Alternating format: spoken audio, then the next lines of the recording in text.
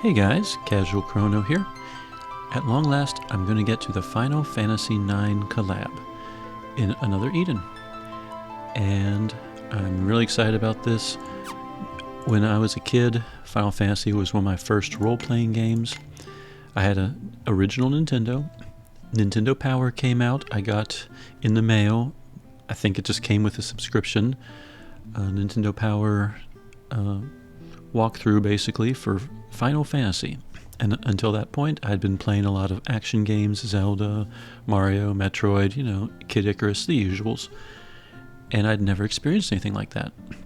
I must have been like 12-ish or so. I'm not quite sure how old I was. And that game just kind of blew me away. I remember like nunchucks and swords and numbers and stats and everything. So I was hooked. I had Final Fantasy 1 for the Nintendo. When I had the Super Nintendo, I had Final Fantasy 2 and 3 for sure, which are, of course, known as 4 and 6 by today's standards. Final Fantasy 4 with Cecil and Kain and Rydia and all them, that is still one of my all-time favorite games. It is tied with Chrono Trigger for my personal most awesome games ever list. So I was surprised pleasantly when we found out that Another Eden was getting a crossover with Final Fantasy. That was huge, and definitely the reception has been good. I've seen a lot of people returning specifically for this collab, and I've seen a lot of new people coming, not only to my channel, but to Reddit, to Facebook, to other sources. So I think this has definitely been a huge boost for the game. Hopefully the people that have come to discover the game find that they enjoy it and will continue to play it. I hope you do. And maybe we'll get some more cool collabs in the future. Anyway, so this particular collab, if you go to Menu, Records, and go to the Story tab, and wait for it to connect. If you go down to the Symphony section, it will be among the list of symphonies available. Currently, it's also in the spotlight because it's new. But, if you're watching this video a year from now, it will definitely be in the Symphony section. Actually, I take that back. If you're watching this video like 5 months from now, because this symphony is only available until July 6th, 2026. So if you're interested, get Another Eden or boot it back up if it's been a while, and let's go play this. So I always do these in master difficulty. Historically, I've used my Wind team because it is just plain awesome. With Sesta, Tsubame, Alter, Melody AS, and Shiguri making up the core Wind team. And after a while, I know this is a good team, so I just never really thought much of it, and I was just chewing through Symphony and Quest and Mythos and everything with this team. But, some people don't have Sesta, or some people don't have Shiguri, or other characters. So what do? So, more recently, I used my Thunder team. So this time, I thought I might try something a little different and use a Water team. Verdanta is a character that came out along with the Final Fantasy IX Symphony. She has no connection to Final Fantasy IX. It's just that they released a new symphony, and they also released a brand new character, hoping that you would spend money to get her. I have made a few videos on some damage tests with her. She does seem extremely comparable, if not better, than Sesta, which blew my mind because I see Sesta as the gold star. So since I finished those tests, I've done a few things. First, I went ahead and splurged and got her light to 80. And that, I noticed she had low speed, and most of her perks, speed plus 15, speed plus 15, speed plus 20 later down the road, speed plus 25 later down the road, speed plus 30. So as you get her light points up, she gets faster and faster. She was close to 200. Now I have her at 260. So I thought it was, given that she is doing comparable, if not better damage than Sesta, I think she's going to be a staple for a water team, possibly a slash team for a long time. Because I got her to 80 light points, I was able to fully awaken her board now. This was not the case when I was doing the damage tests. So all those damage test videos that you watched, she can do more now. And along with that, of course, came extra stats, extra MP, and all that. She also, because she's level 80, or light points 80, gained a 4th skill slot. So now my primary 3, Blue Ice Flare is her spammable attack, General Blaze is her big buff, and Frost Blossoms, if I encounter any bosses that have barriers, it's available on my bar. For farming purposes, Sprinting Raid is her farming skill. It's 0 MP if you use it in the first 3 turns of battle, and it's preemptive. So I have it slotted in the 4th slot. That way I can use it for the trash, but when it comes time for the bosses and blowing the AF gauge and everything, I'm pretty much focused on the top 3. So I'm not saying this is the best water team. There's still a few things I don't like about it. But this is going to be the water team that I'm going to try for this particular symphony. If I run into a boss that's immune or absorbs water, or if I just am struggling with a lot of these fights, I might switch to a different team. I'm not that stubborn. But the basis is, Verdanta is the DPS. Because she's DPS, she has the Elpis Sword, Dryad's Bangle, Power Badge, some Pains, and Weak Point Strike. I don't have her personal Grasta yet, but I do have a few Faded Star proofs, so I went ahead and equipped one of them. Felmina ES was the old main DPS character, and pretty much due to laziness, I've left her equipped just like she was still DPS. And it never hurts sometimes to have a 2 DPS team. Obero and Zuna, for example, are 2 DPS characters on my Thunder team.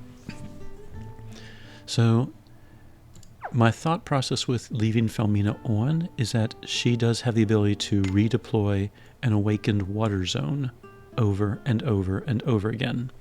She's the only character that I own right now that does. There are other characters that do, but I just don't have them. So she is kind of my turn 3+ zone setter. Unfortunately, it is conditional. I need to stack up 50 ice bursts in order to do it, so we'll see how that goes. El Seal, normal style, not her AS. I'm using El Seal normal style because she has an ability that she stacks intel at the start of each turn. On the 4th turn, that frees her up when she casts Glace Misericord. If enemies have 4 stacks of intel, they gain exposed water permanent. That means from turn 4 onward, the enemies are always going to be weak to water, and that's very important for Verdanta's damage. I also boosted El Seal's light to 80. Yes, I had a lot of guiding lights for swords, but now I don't. The reason for it, I wanted to have Water Zone on demand, and she has a skill named Hagel Kuze, which deploys regular Water Zone. She can awaken it once, but that's it. But I still wanted it on demand, so that if a boss or an enemy dispelled or broke the awakened Water Zone, I could at least put up a regular Water Zone.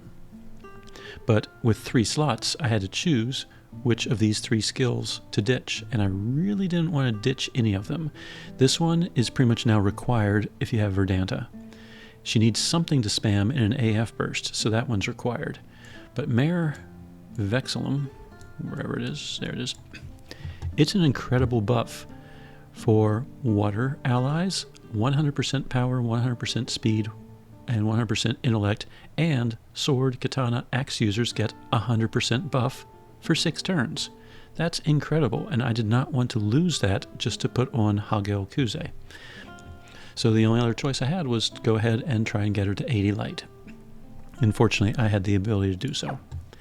Since she is a support character, she is not geared for damage. She has the prismatic sword, primarily for the extra speed, but really any defensive type weapon would work. Blue Heavens bracelet for defenses. She has a 1750 HP badge, Enhance if max HP water, Power of Awakening sword, and Sound Body sword. So she is buffing all sword users on the party, which right now, 3 of the 4 are sword users. For tanking purposes, I have Annabelle, normal style, Stellar Awakened. She is all about hit points. I have the Illusion Speed, which gives hit points. Elpis Bangle, which gives hit points. 2 2000 HP badges. And then all these Grasta have 300 base health, and the ores that I've equipped give even more health because she has such high light points. I don't know the exact number, but it's more than the 300 HP ore. And then she has her true Paladin proof. Not the awakened one, just the one that gives some more endurance. So her health, excuse me, her health is at 17,000 at the start of the fight, and of course with her buffs she's going to be much higher. So that is the base team. The support characters are always designed to support your strongest DPS, Verdanta. And Verdanta, Sword, Gourmet, Spicy Lover, and Water. Gourmet doesn't matter right now. There is no Gourmet Grasta that I'm aware of. So really, I'm looking for any sword users that can hold sword-related Grasta, water-related Grasta, and preferably any Spicy Lovers. And when I looked, Shiguri Alter is a sword user, and he is a Spicy Lover. So he is holding the Spicy Lover Grasta, and then he has Power of Offense Water, which does extra damage in a water zone, and Resonant Power Light improves damage per light ally. You need 4 light allies, and as it so happens, he is light, she is light, I'm sorry, he is shadow, but Milla, the other Grasta user, is light, Verdanta is light, Elseal is light, and Annabelle is light. So it should be giving all maximum 30% extra damage for all characters. Milla is just a free sword user. You can have any sword user, even one of the knights or sisters. Enhance of max HP, Enhance of max HP, and Power of Rapids sword. Because Verdanta is a water user and a sword user, so it's a guaranteed 30% increase in damage at all times. As long as Verdanta's health is at maximum, both of these kick in for more damage. I could put on Enhance if low HP sword if you don't have both of them, and that's fine. In cases where she's hurt, that will kick in, but some of her other skills rely on her being at a high health. For example, Blue Ice Flare, if her HP is at 50% or higher, she gets to do 2 more attacks, maximum. 1 normally, and then if I'm attacking a weakness, a second attack. So it's important for me to keep her at high health, so the Enhance if max HPs are probably going to be active more often than not. Now, one weakness of this team is that there is no pain setter. Felmina will put pain on at the start of the fight, but after I think 6 turns, it goes away. And she doesn't have any other skills that apply pain, and none of them apply pain. So I thought about it. Tetra is equipped with a level 10 Bleeding Edge.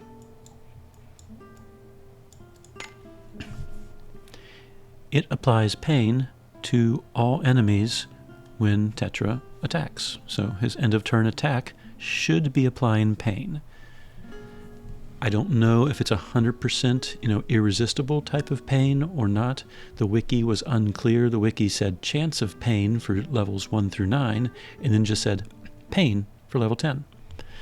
So he might not apply it, or she might not apply it all the time, but at least I have a potential pain source. Through my testing, Verdanta was doing so much damage on enemies even without pain. I'm not sure if pain is really required for her. I thought about giving her like almighty power type Grasta instead of pain Grasta. Because if I go to like almighty power, it improves all type attacks by 25%. And if you throw in like a bullseye or something, that's basically like having the power of pain Grasta with bullseye, only, you know, it affects type attacks, so it doesn't require pain. And I might switch that out if I find that Tetra is not keeping pain up very well. But we're going to try it this way first. The pain Grasta tend to be a better mathematical multiplier than just like power of rapids and those types of Grasta. So we'll see how this goes. Might make changes. I don't know. This is the first time I'm actually using this particular team. But I have Tetra, who might apply pain, and then I have Gunts for the other character. When the AF gauge is empty, all party stats go up by 20%. So if I have to blow an AF gauge in a fight, following that, my stats will be even higher. The other issue I have with this party is that there's no reliable mana regen. And Verdanta, particularly her Frost Blossoms MP consumption is 225. That was actually another reason I decided to max out her Stellar board. It had a few MP nodes. So she only has 730 MP right now, which is more than before. But so we're going to kind of test this party out while we're doing the symphony. Now I've talked long enough. Final things of note, in YouTube, in the description of this video, I will have chapter markers so you can jump to whatever point in the chapter you want. So if you don't care about steps 1, 2, and 3, but you're stuck on step number 4, go ahead and jump to step number 4. I will give you. My YouTube channel is free. I have no plans on monetizing it. So I, use my channel as much or as little as you want. Doesn't make a difference to me. I'm not fighting anyone for numbers or anything like that. The other thing, for those of you unfamiliar with my walkthroughs, I tend to edit out the cutscenes. It reduces spoilers, though sometimes I will talk about what I've seen following it. So my thought process there is, if you're looking for a walkthrough, it's usually because you're trying to figure out how to beat a boss, how to get a treasure chest, or how to navigate an area. So the cutscenes, my videos go on long enough. I need a way to trim them down some, so that's an easy thing to cut. All right, let's make sure. Oh, okay. All right. We are on Master Difficulty. We are about to travel to the Final Fantasy IX world. The requirements for this is to clear the main story, Chapter 13. So if you're on Chapter 14 onward, you can start this crossover. And that music takes me back. I have played Final Fantasy IX. I remember I played it when it came out on, I think, the PlayStation 1, I want to say. I remember enjoying it. I was not thrilled with Final Fantasy VIII. Hate me for it if you will, but I thought Final Fantasy VIII is one of the weakest games in the series. And I've played up through 11, and I've played 14. And I'm not a huge sci-fi fan. I'm okay with things like Star Wars, but I don't live and breathe sci-fi. And I felt 7 and then later 8 was kind of going more in that direction. I'm more of a knights and dragons type of person. So when Final Fantasy IX came out, I was really excited because it felt like it was returning to those roots. And I remember enjoying Final Fantasy IX, but that was, 20 years ago? Maybe more? So I don't really remember anything about it other than the dramatic scenes, like when certain people do body modifications and stuff like that. So enough rambling, more talking. Use the description in the YouTube video below to jump to the parts you need to, and let's go ahead and get started on Master Difficulty. The prologue will start. Do you wish to proceed? Yes.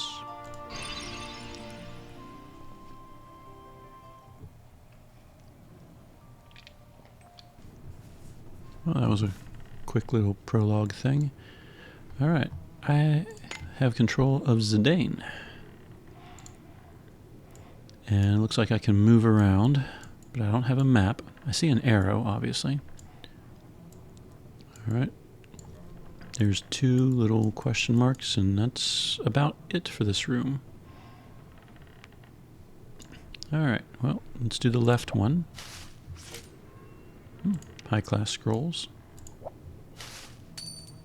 And a little bit of money. Is that it? Looks like there's stairs here, but can I go down?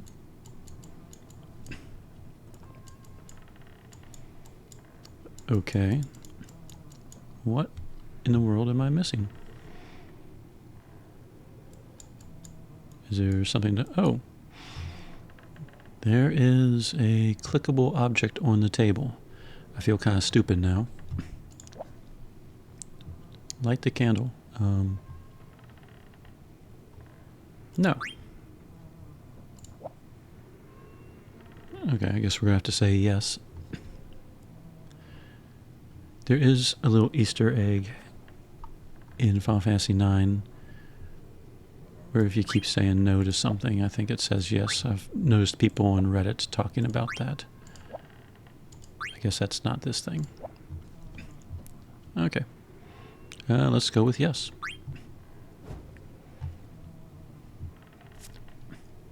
I hate to say it, I remember absolutely nothing about Zidane's background or story. But that was a long time ago. Alright. So I guess he's part of a band of thieves. Gonna kidnap Garnet.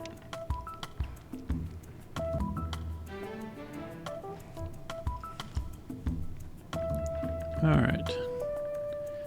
Sound like we were kidnapping Princess Garnet. Is this the one where they...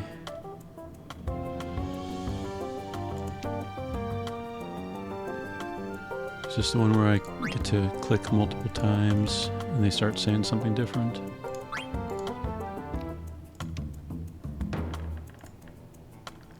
Alright, quit joking around. Yep.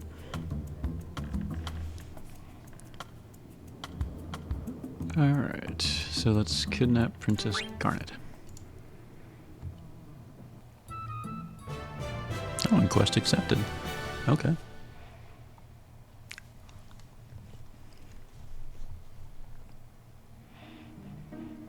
Alright, I have started the symphony. And I have control of Vivi. And for those of you unfamiliar with another Eden controls, if I choose break, I'll pause where I'm at and I can go back to doing things with Aldo and my normal team. So that's how you can kind of pause a symphony.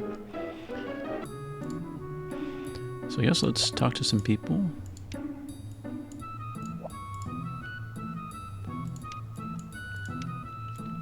Oh, it's Garnet's birthday.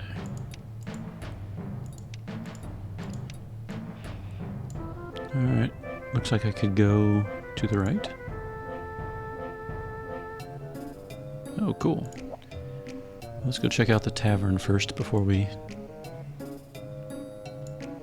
Oh, looks like that's the direction we have to go, so... Oh, there's a bunch of people in here.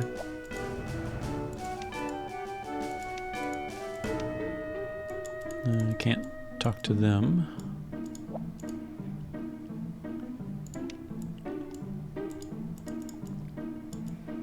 Okay.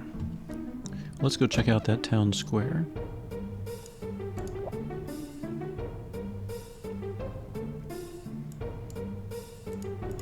Can't click on them. Alright, can't go outside yet. Alright, so looks like not too much to see quite yet. let's head towards the quest marker.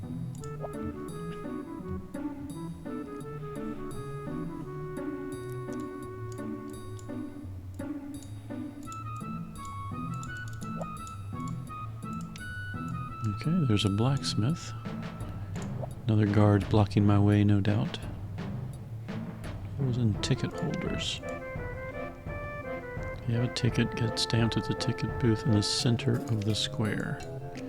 I wonder if that's what the quest marker is. Yep, ticket booth.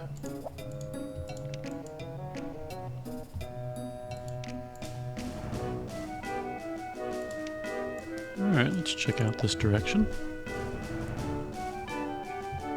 Ooh, the back alley. It's kind of a neat looking view. Okay. But it doesn't look like I can go further south. And I don't see anything to click on. Alright, I think that's about all the exploring we can do right now. Can't go north. Couldn't go west in that early area. Can't go that way. Alright, well, let's get ourselves a ticket, huh?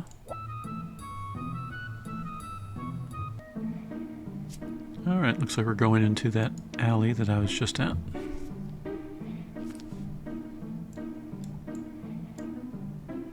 Head towards the back alley. Check. Or about to be a check. Alright. Hey, a Moogle. That's an automatic cutscene as well.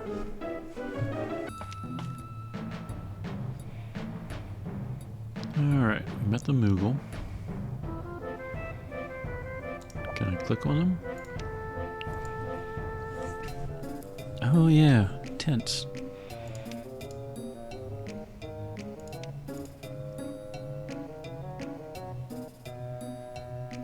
Did the Moogle talk like that?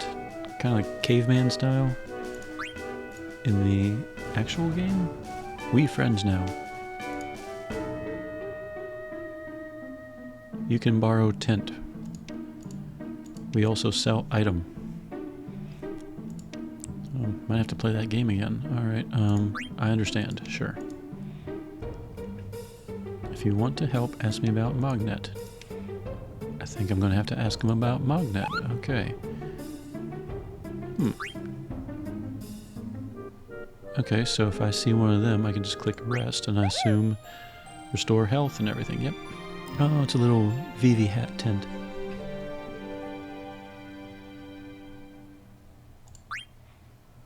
Alright. Mog shop.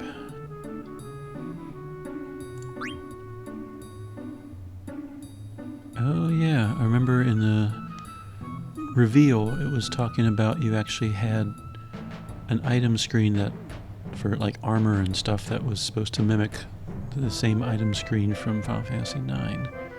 Well, either way, I don't have enough gil for anything yet. Let's ask about Mognet. Mail delivery between Moogles. Okay. Okay, so we're gonna help deliver mail. Sure.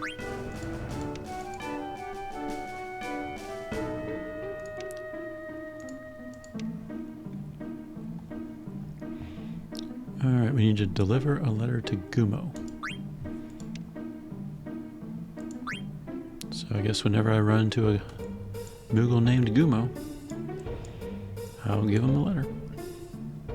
I think that was all the choices, right? Yep, never mind. Alright, well, let's go up the tower.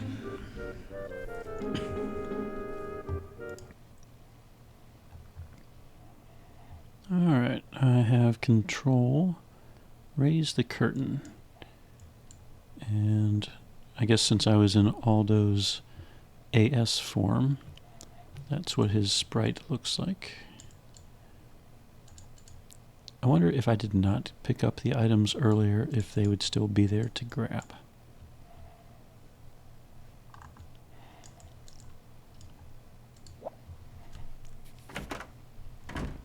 So it looks like I can go in here early. but there's nothing here, so let's talk to Zidane and go from there. Yeah, let's do this. I don't think I'm going to click on the wrong answer multiple times for every single question that pops up. Ooh, cutscene. Oh, it looks like we have a fight. Alright.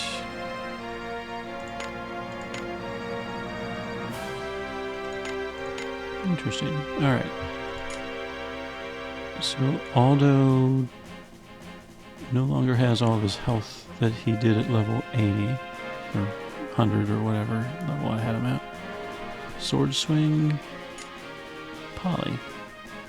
Single enemy crystal magic attack question mark. Okay. Sword swing. And it gets stronger the higher level he is. Okay. And Medeo, single enemy non-type magic attack. But again, with a question mark, it's like it doesn't know if these skills are actually going to do this. Let's try them.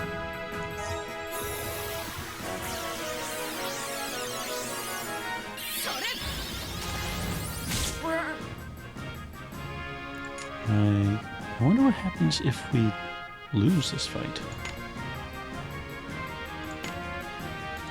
Well, let's see what happens when we just attack them.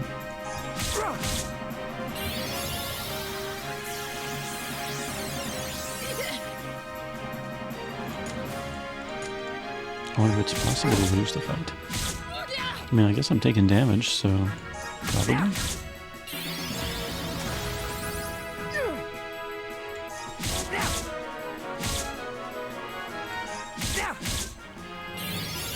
think I've knocked off his health. Oh, no, guess not. Alright. There we go. Let's see, we're at level 40 apparently.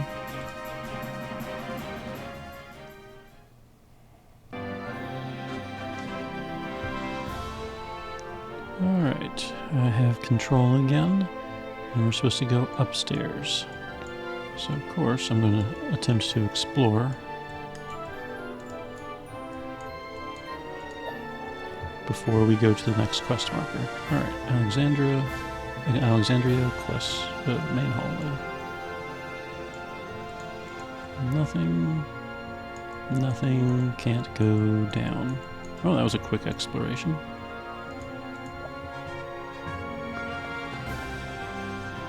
Well, aside from taking a break, the only thing we can do is click on the quest marker. Alright, passageway. Can't go down.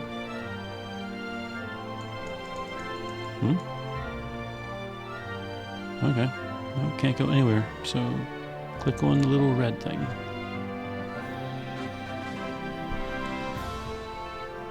Hey, look who it is. Alright, looks like we need to look for the princess. Oh, I get to control Steiner. Still can't say anything about him, though. Alright. I assume nothing has opened up upstairs.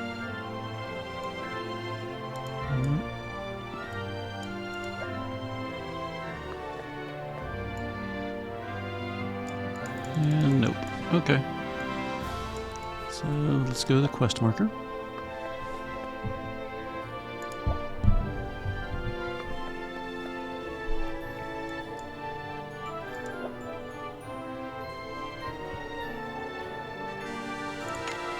Alright, so it wants us to go left, so we will of course go right. East Tower.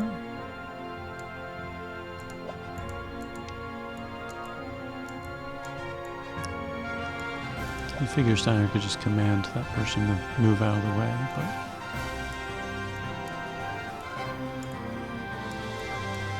Oh, that's water. Okay.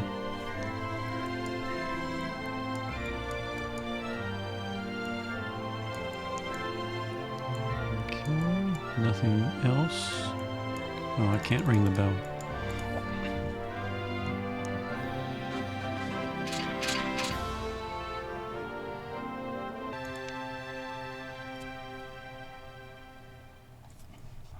Alright, I have control. We're headed towards the meeting room. Oh, there's the end quest symbol, the little crown looking thing. So, looks like we're about to finish the prologue.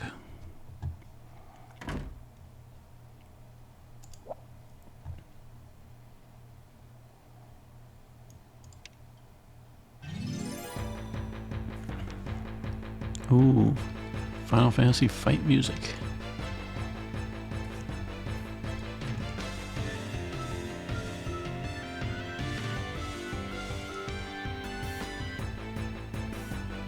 Oh, this takes me back. Digging the music. Alright. So... let's see. Attack. Let's try a firebolt. Attack and attack.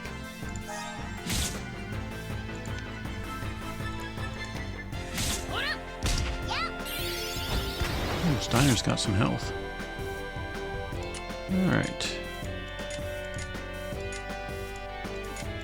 What does focus do? Int plus 30. Stacks. Well, let's try it.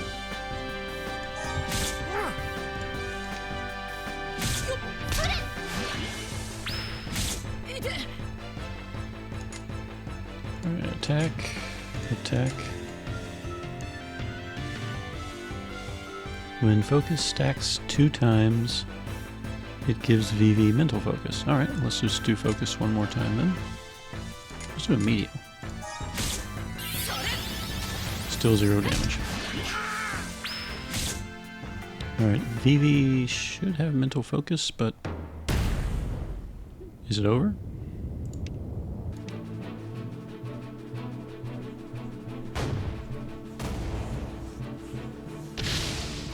Well, I guess the fight's over? Oh, nope, there's the fight music. Alright. Let's redo focus. We can't target the bomb. Okay.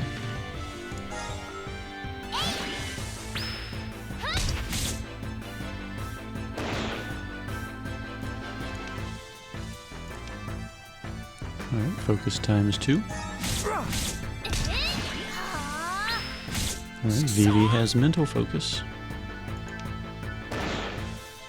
It's a big looking bomb. Still can't target it. Yeah, let's do a fire attack with mental focus. 5,000 damage.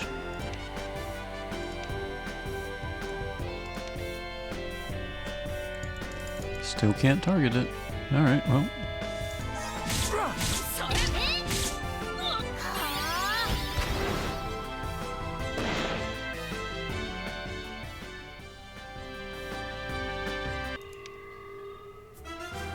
Oh, and quest complete.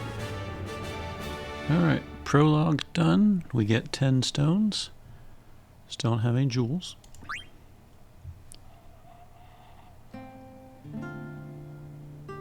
Gaia has been unlocked. Access it from the future on the world map. Makes sense, we were chasing some robots. Alright. So, we go to future. Oh, well there it is. Stands out. Gaia.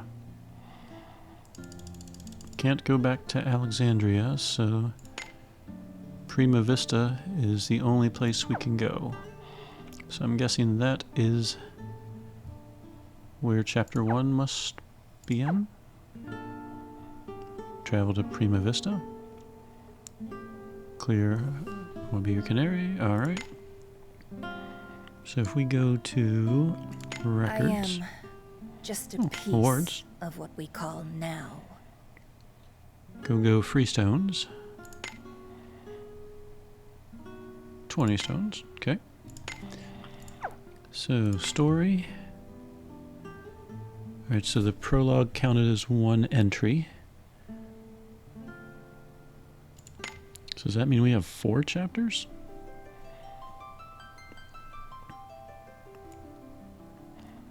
Alright, so the only requirements for Chapter 1 is clear the prologue. Alright, I'm going to pause really quick, and I guess we'll get started on Chapter 1. Chapter 1, A Hazy Journey. The team I am going to use, I'm testing out a water team. Since I have Verdanta, I thought I would start using her in practical experiences to see like if she's really as strong as I think she is, or if I need to modify things, whatever. So, is this the most optimal water team? No. I'm missing several good water characters, and I'm not really sure what the best possible combination is for Verdanta anyway. For Verdanta herself, I did splurge a little bit and got her up to 80 light, mainly so she had 4 skills available. Her farming skill, Sprinting Raid, I slotted in the 4th spot. I'll use it for trash, but then for bosses I'll be using primarily the first 3 skills. In addition, because she has 80 light, I was able to activate her entire stellar board. And I discovered also, when I checked the light bonuses, she got speed, speed, speed, speed, and more speed. And I was kind of thinking about that the other day. She does have a preemptive attack, but if she has a preemptive attack and an enemy has a preemptive attack, I think the next thing it decides on is speed level. And her speed was like 200 when I started. It was pretty low. So I think if you pump in light points, that boosts up her speed. You saw that there was still plenty of speed perks that I haven't gotten yet. So she could be pretty fast if you invest a lot in her. So anyway, she is geared for damage. Elpis Dryads, I have a plus 50 power badge. And then your typical Power of Pains with Bullseye, Rose with Thorns, and Weak Point.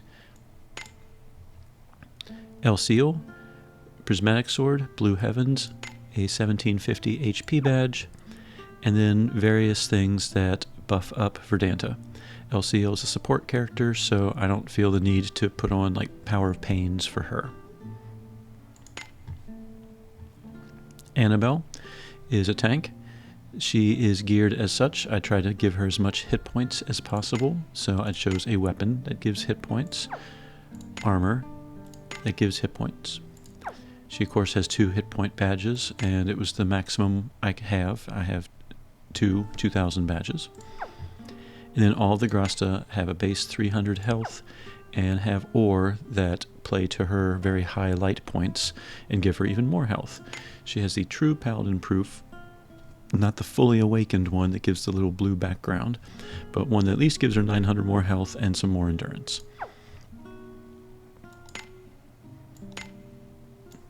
And the 4th character is Felmina. She is geared for damage as well. Figure, might as well just use 2 damage dealers. Her Shatterglass ability can redeploy an awakened water zone, so she is my zone setter / damage dealer. Now she does have a passive that puts pain on all enemies at the start of the fight, but I think it only lasts 6 turns, and of course if it gets dispelled somehow, I don't have a way to reapply pain. So to work around that, I gave my main sidekick, Tetra, a level 10 bleeding edge. And I don't know what the chance of applying pain is. When I went to the wiki and looked up bleeding edge, it said for levels 1 through 9, it was like chance of pain, chance of pain, chance of pain, but it didn't say what percent. And at level 10, it just said applies pain. So I don't know if that means it's a 100% pain application or not, but if any fight goes longer than 6 turns, Tetra should hopefully apply pain and keep that up to make the damage dealers do that much more damage. If not, we might just be relying on Verdanta's raw power for some of these fights. The other thought I had, and I mentioned this in the prologue video, but for those of you that skip it, Power of Pains are the best Grasta. They're not the only Grasta. I could do like Power of Currents, Power of Rapids for water, And then the other one I thought about using was things like Almighty Power, Supreme Power, and using like the Bullseye and the Rose with Thorns on those. And those would apply 25% to all type attacks, which means her water type attacks. And then of course there's like Power of Rapids that could be like 40%, but then I can't put a Bullseye ore on that one. So there are other ore I could use if pain application does seem to be an issue. We'll see. So I do not think this is the best possible water team. In fact, Annabelle doesn't even have a water skill equipped, but I think hopefully it will at least handle the content that we're going to face. Verdanta is Sword, Gourmet, Spicy Lover, and Water. There is no Gourmet Grasta that I'm aware of, and I couldn't find anything on the wiki. So when trying to beef her up, you look for characters that have Sword personalities, Spicy Lover personalities, or Water personalities. And I found one Sword user, Shiguri Alter, who's also a Spicy Lover. So he can hold the Almighty Power Spicy Lover Grasta. That improves damage for all Spicy Lovers. He's holding Resonant Power Light and Power of Offense Water. I do have 4 light allies in this team. Felmina is Shadow and Shiguri is Shadow. The other 4 are all light. So that should give me 30% increase in damage for the party. And Power of Offense Water, as long as there is a water zone, the team gets an extra 15% damage. Milla doesn't have to be her. It could be any sword user, even like one of the knights or sisters or 3-star sword users. Enhance if max HP and Power of Rapids. So that is the team. I went over Tetra. Gunts is in there just because of his aura. When the AF gauge is used, then everyone's stats will improve by 20% for the rest of the fight. So if I have an extended fight, hopefully that will help. So that's the team I'm going to try. If I run into any enemies that are immune to water or absorb water, obviously I'll have to switch teams, and we're just going to see how this team handles it. We are in Master difficulty,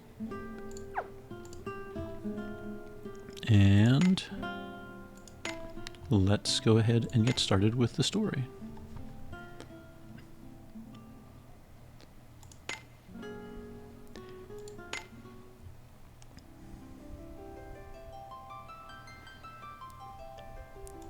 So we are going to move to location and click this so that way you always see on the mini-map where you're supposed to go.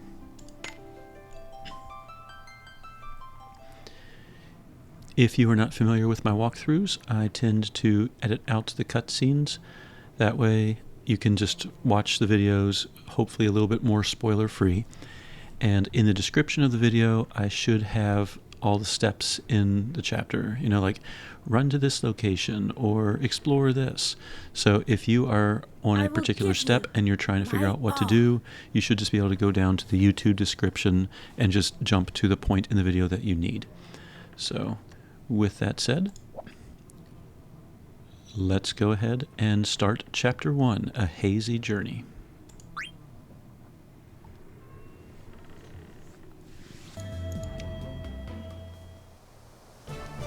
Alright, Chapter 1, Quest Accepted.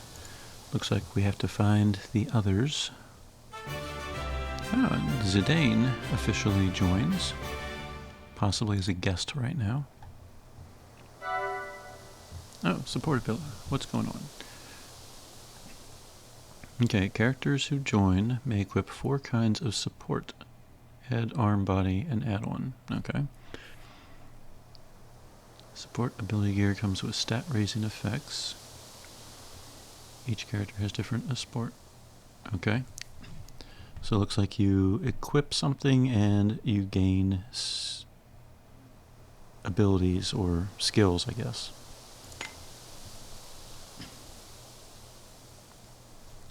Or apparently stats.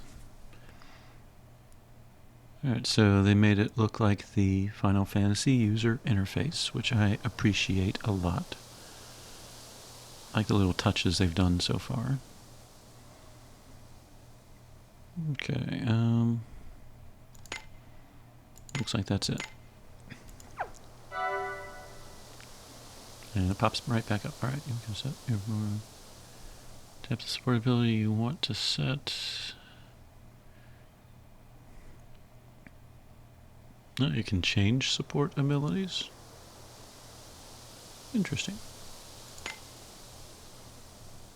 Defeating enemies will stack the support abilities on your character's gear. Okay. So basically it looks like you can level up your gear. You defeat enemies, you get these sap points. I guess that's redundant. Support ability points. And once you get, in this example, 120 of them, your power goes from plus 10 to whatever is next.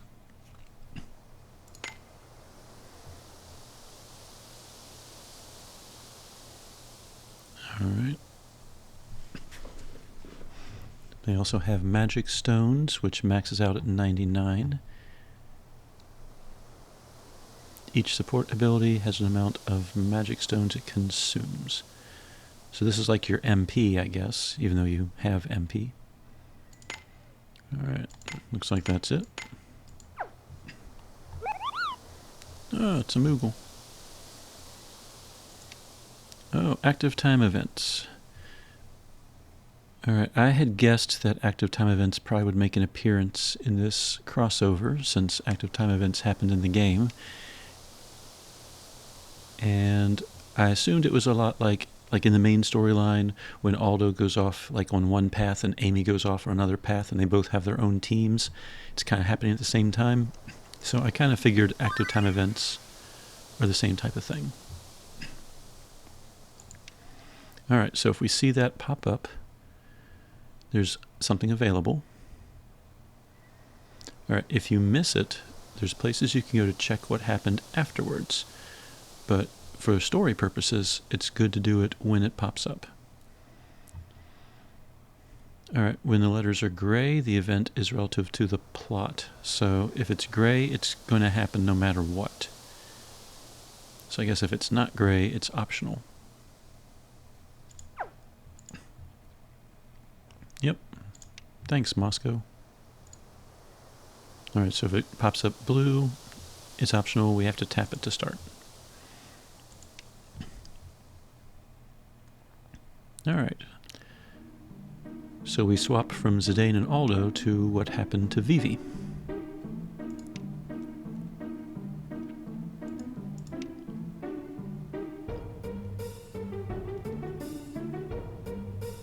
Oh, I remember this music.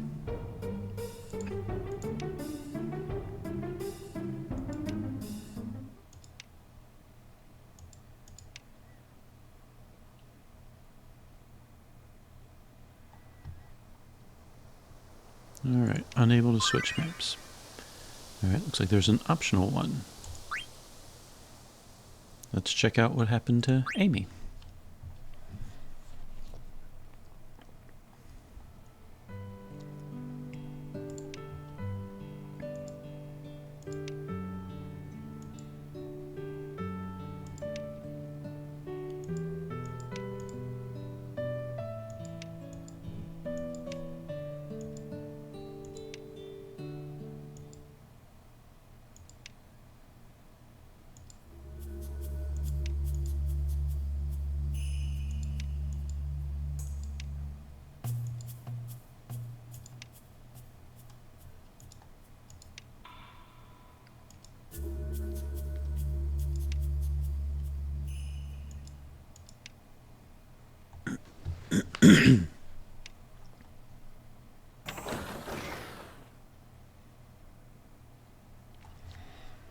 Alright, so Amy's doing a little bit of sleuthing on her own.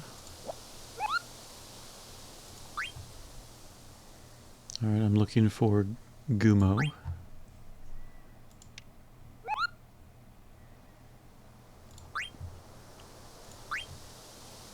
Alright, looks like he sells the same things that we saw back in Alexandria.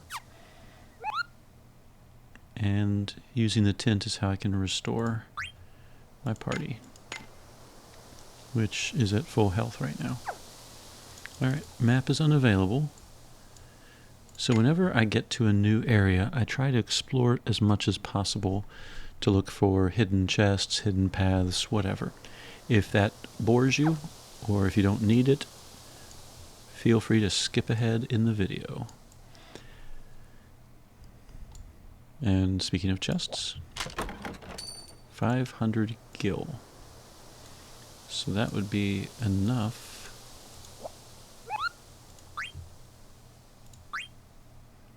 If you're using one of the Final Fantasy IX characters, that would be enough to buy bandana. Well, to buy the bandana, but with the gil from earlier, you could buy one item here. Alright, left or right? Let's go right. Oh, there's enemies here. To victory! Together, we are strong! Alright, well. So, Sprinting Raid is Verdanta's 0 MP if used in the first 3 turns AE farming attack. So I'm going to choose it. The other characters can just kind of do whatever. That's not preemptive. So let's choose something that's not preemptive, and those should not be. The shadows. Alright, a well-geared Verdanta had no issues with master difficulty trash mobs. At least these two. Alright, nothing this way.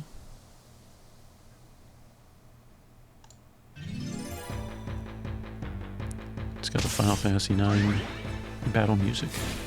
Nice. Oh, she did Shattered Glass.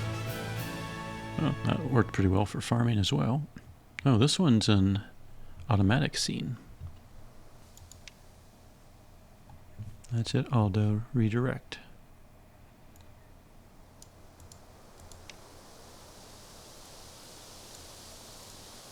Okay, looks like we're being forced to go to the right.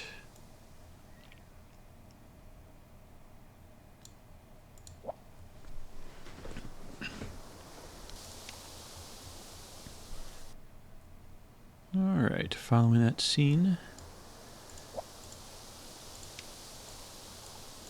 Still need to find Garnet.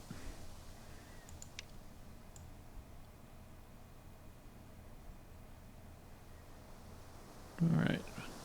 Well, that's a dead end. I'll lead the vanguard. We fight as one. Alright, we set it to repeat, so now whatever we choose should pop up in future battles. Okay.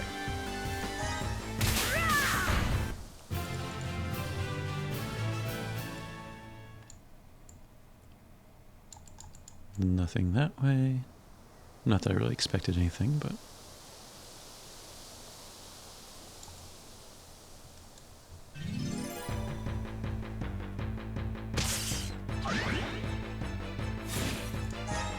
Rest in peace! Sorry, gotta go shopping my swords. I was looking at the numbers right there. She did 984 million. So almost 1 billion in damage. I'm still kind of learning about Verdanta, so that is incredible, though. I mean, Sesta would be probably be doing about the same, but... Well, you know what? Can I switch teams? Let's use this opportunity just to compare. I just did a comparison video, and I'm still kind of wrapping my head around some of the stuff that I saw. Okay, so that is my wind team. We just saw Verdanta on trash mobs doing just shy of 1 billion. Let's see.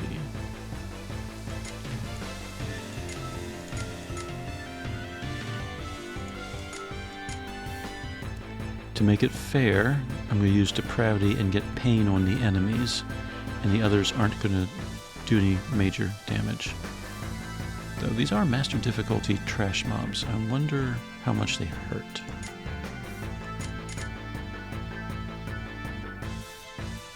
I wonder if I'll kill them if I use Cease. You know what? We'll just risk it.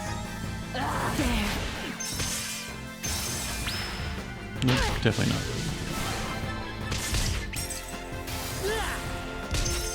Train harder. Okay. So Verdanta was doing about just shy of 1 billion on trash mobs with pain.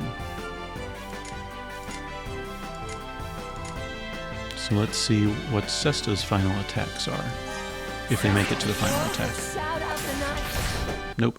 Cheers to victory. But she did look like 12 million on the enemies and they died. So the fact that I have a farming character doing close to 1 billion, it's not like I'm like cutting it close when it comes to trash mobs. Alright. Nothing that way. Alright, so that's the map. It looks like, aside from a treasure chest or two, there's really not much going on here. Do we find Garnet? Yes, we do.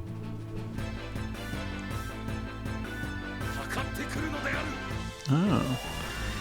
So we're kind of forced to use these characters. Oh, Zidane just turned pink. I'd forgotten that was a thing. Oh yeah, trance. Alright, so this must be where they explain the trance. Which, if I remember Final Fantasy IX right, and I am going back like, what, 25 years or something, as the enemies attack the team, they would build up like a trance bar or gauge or something, and when it maxed out, then they became stronger. Something like that.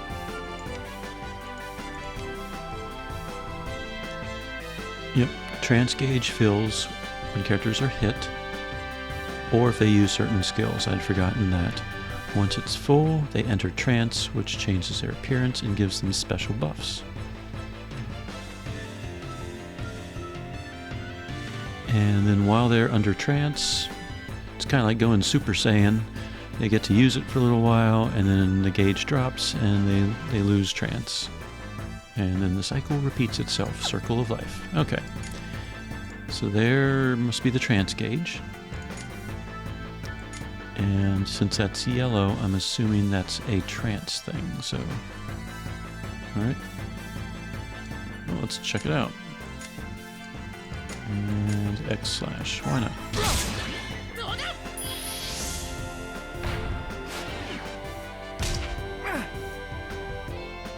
Alright, yep, it used up some. Alright, so Thief's Sword Strike is preemptive and medium power.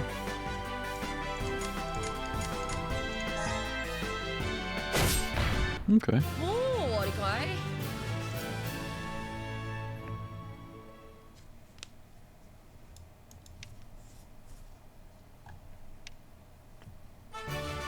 I think he just called her Dagger.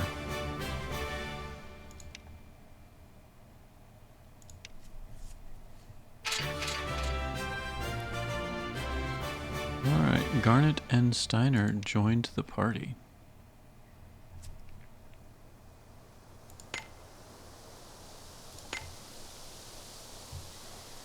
Alright, let's... They're probably pretty low level. Yep. There's 3 of them. Looks like they start off at level 30 and are 4 stars. Zidane, Steiner, and Garnet. Healer type. Obviously some type of warrior tank type, probably. And Zidane is a thief. Ah, so he can steal. The next kid. They have an ability board? Yes, they do. So I guess we're going to go ahead and just unlock what we can.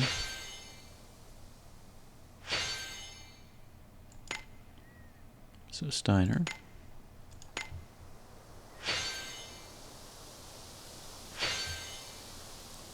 You know, anyone that joined the game just to check out this collab, probably that's not very obvious to them. That a guest character or a brand new character to the party sometimes will already have action points that they can spend. And that provides more skills. So instead of cure, we have, yay, a bunch of skills. Alright, so does she have any attack skills whatsoever? Doesn't look like it.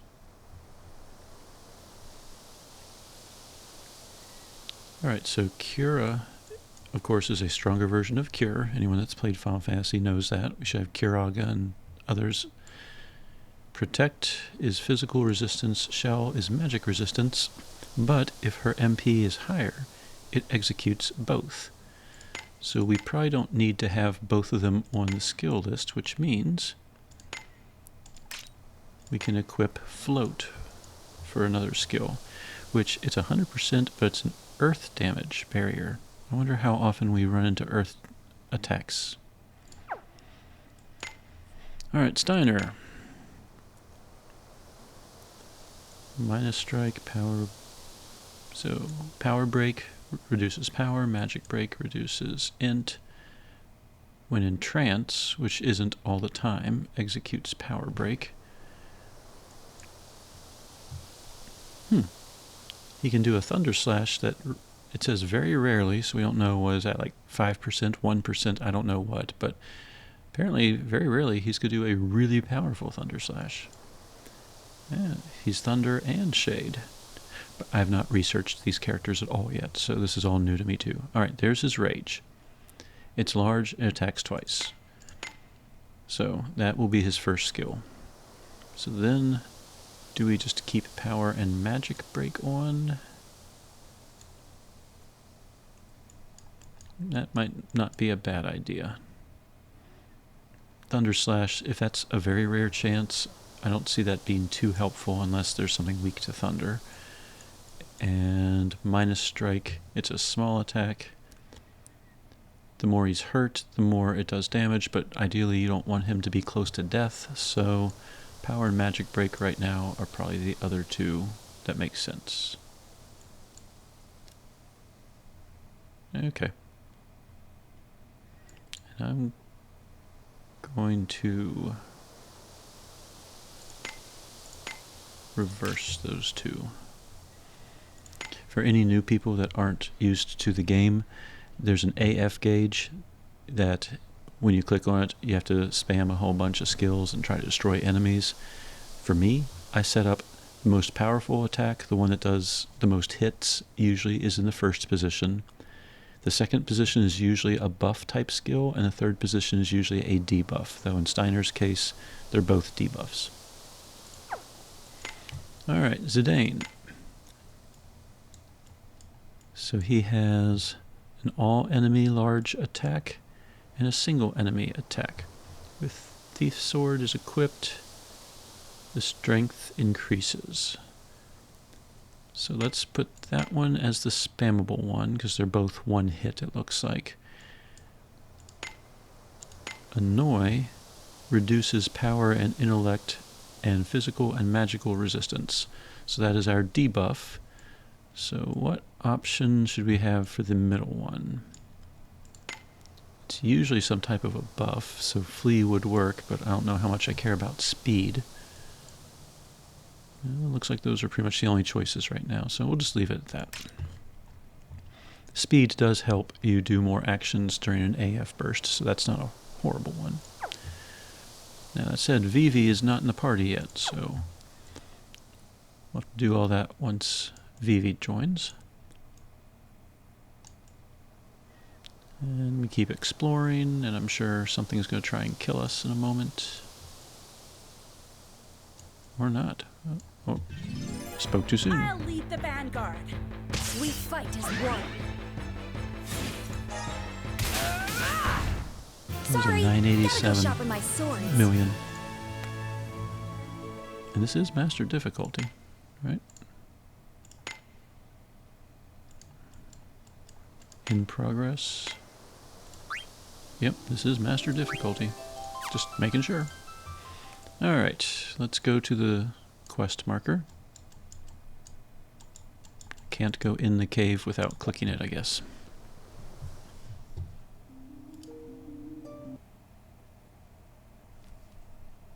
Alright, following that cutscene, we can switch between maps.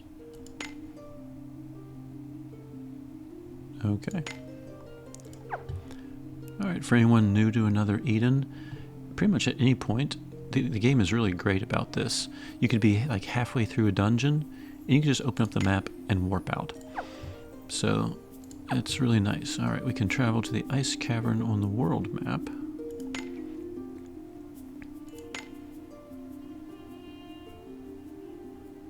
Alright, so basically what that means is I could go somewhere else, do whatever I need to do. I could restore my health, go, do my dailies, which on that note, oh, I still need to watch my ads. And at any point, I can click on the map, go back to the future, open up Gaia, and go to the ice cavern. And boom, right where I left off. And speaking of the ice caverns, they mentioned in the cutscene, they're like, have you ever heard of the ice cave? And my thoughts went back to Final Fantasy I. Those of you that have played that might remember that ice cave. Treacherous place, cockatrices, or basilisks, or something. Oh, it was wizards that would automatically slay you. I think they were called sorcerers. You could get stoned. It was a crazy place. What a strange wall. Okay. Alright, so it looks like Vivi can destroy ice.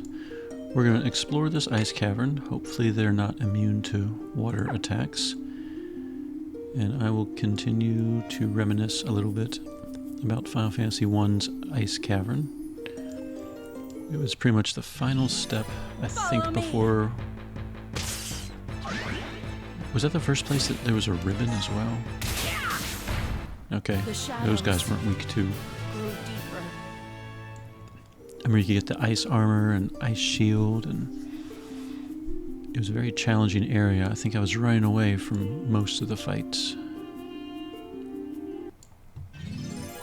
Time for Good your times. eternal vacation.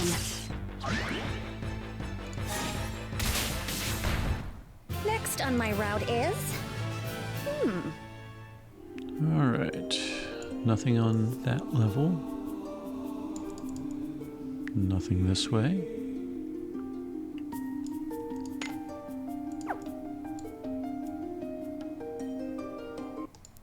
Oh, looks like there is a path Time this for your way. eternal vacation. That was an overcrit of almost 2 billion. For those of you, aha! Well, there's our first discovery. HP badge. I wonder how much it is. Alright, first of all, right here, ice cavern, upper area, you can walk through the wall and get an HP badge. Is it a good HP badge? Let's see. It's not badges.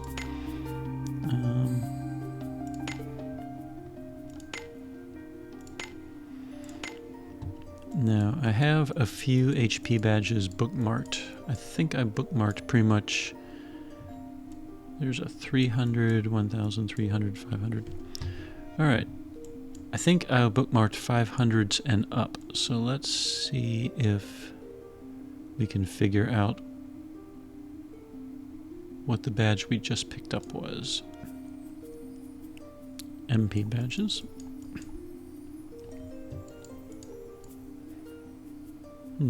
Okay, so this is all I have left. So it was either a 200 HP badge or a 500 HP badge. I think. Either way. 500 actually isn't too horrible, particularly for new players. Alright.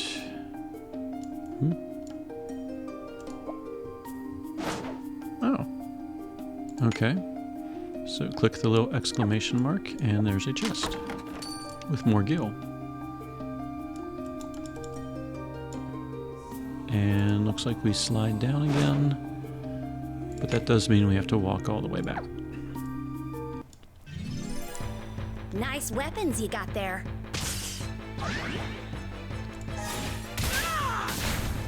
Now, I think I was talking about something and then I got distracted by that wall and I've totally lost my train of thought. Probably was talking about something about Nintendo games or Final Fantasy. Oh well, it might come back to me. Oh, I think I was talking about something about like if you're new to another Eden. That sounds familiar. Thank you for the support. Then I don't remember where I was going with You that. have my appreciation. Alright, here's our first horror, Master Difficulty. Ugh, finally a challenge.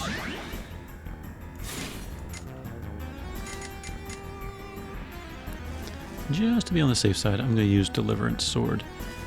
I don't know if she'll go first or not, but I'm not I'm pretty sure Verdanta is going to be able to kill it in one hit, but This ends here.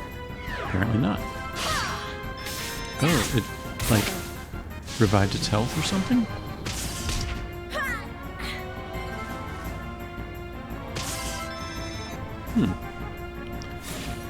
Alright.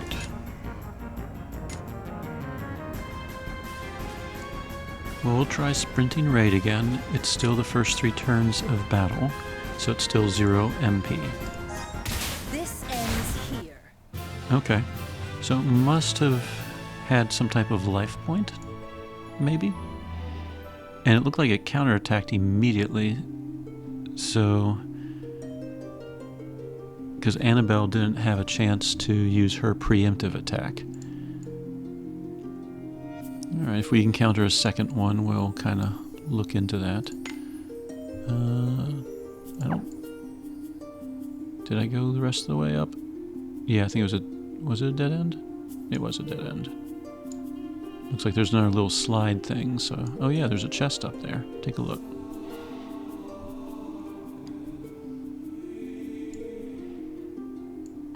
Alright, let's go up to the next level. Nothing this way.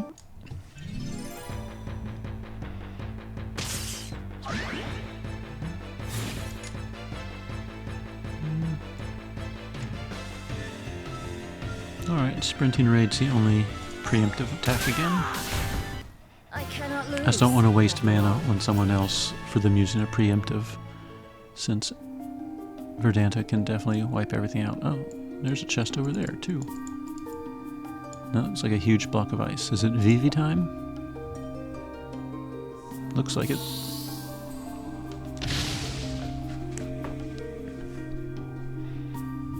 Go, go, Vivi.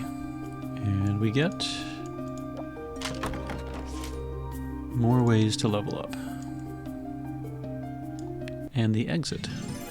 Time for your eternal vacation. Well, there was that one chest that we saw up on the ledge, so let's take a look at that before we leave the area.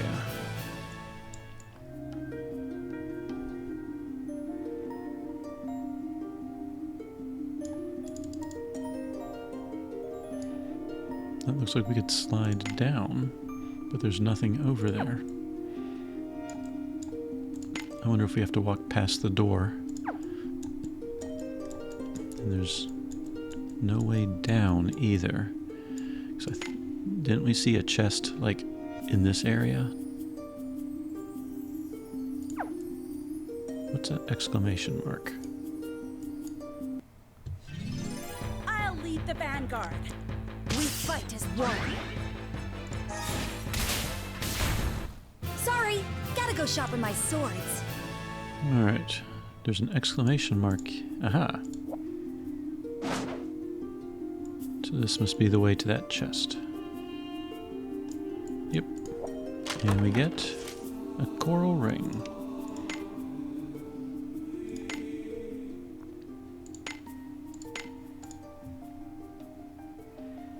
So let's see, garnet, equip.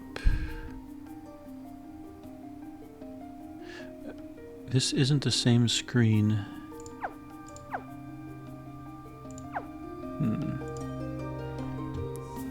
So that tutorial said that there was like an equip screen. But how do you access it?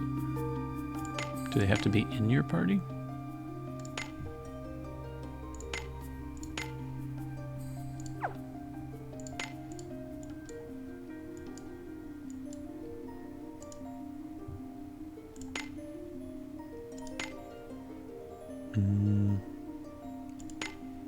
Aha, special ability gear. Let's put Millie back really quick before I forget.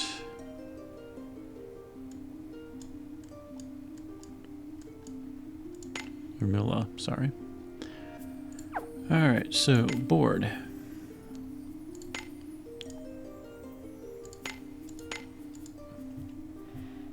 Garnet, special ability gear. That's the equip screen. Coral ring. It improves magic defense and spirit, and improves thunder resistance. So let's equip it.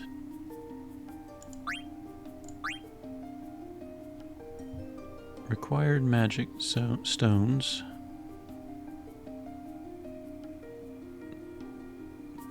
Okay. So how do I apply the magic stones?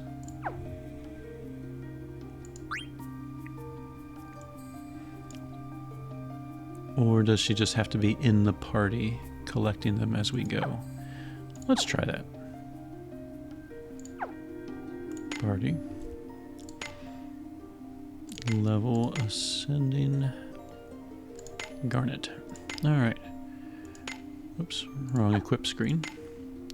Alright, Garnet has the coral ring equipped. We're at 0 out of 120 of those little green gem things. Let's go get into a fight. Time for your eternal vacation. Die! The shadows. We saw 600 million instead of 900 million. And that was because we got rid of one of the back row characters that was sharing Grasta. Alright, party. Garnet, special ability gear.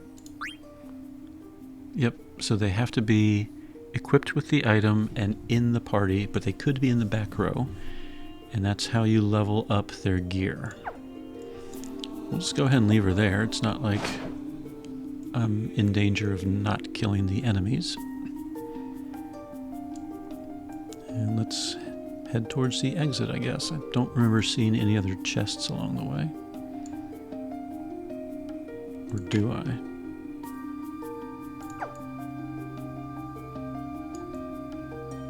Okay. Middle area. Okay, there's 2 more horrors. For new players, notice how one horror is moving and one horror is stationary?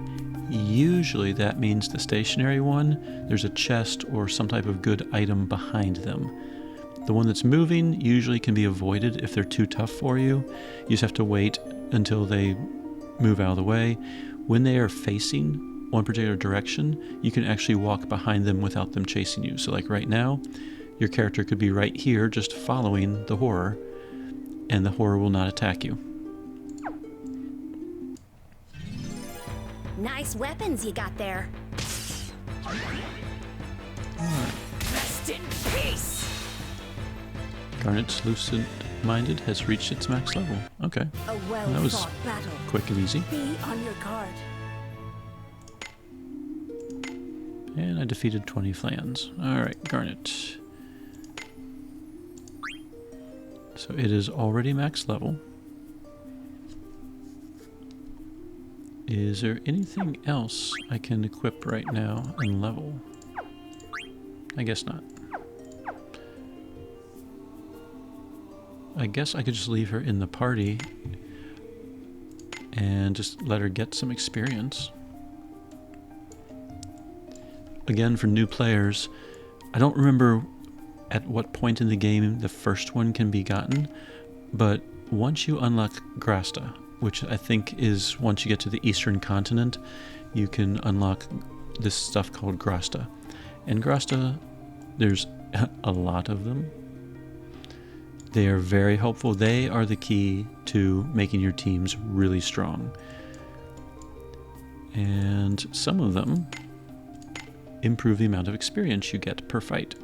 You can see that I have those equipped right now by these characters, but I can always equip them later. One of them I think is 50%. There it is. You can technically equip more than one. So if I equip all of them, she will get a nice boost of experience.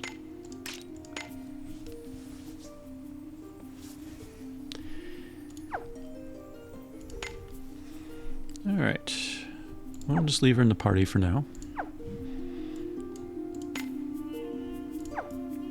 And go back to exploring. Obviously, if we go north, that's the way to progress. I think that's the only way I can go. Time for your eternal vacation. You know, Northern Chick, see, she's was already a big step. into level 31. Northern Chick, Verdanta, must be quite at home in this cold. Alright, let's see what the next step is.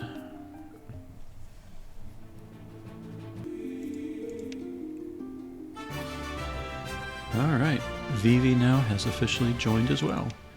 So we need to make sure to get all of his talent points as well. Alright, and we're just proceeding further in the cavern. Alright, board. Switch. Ascending level. Vivi. Alright.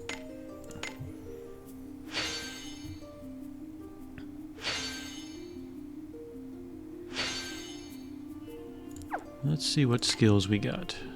Fire, sleep, poison. Blizzara, Thundaga. So we don't have Fira, and Fireaga. We got like level 1 Fire, we got level 2 Blizzard, and level 3 Thunder. Okay, whatever. Alright, well the most powerful attack is the Thunder, so we'll put that there. And let's look at this. We can have Persistent Poison. No pain, it looks like. And we can make an enemy sleep. Not sure how helpful that is. Alright. So, let's see. We'll go with this for now. Not that Vivi's part of the team or anything. Alright, so that coral ring is maxed out for Garnet, but it's not maxed out for anyone else.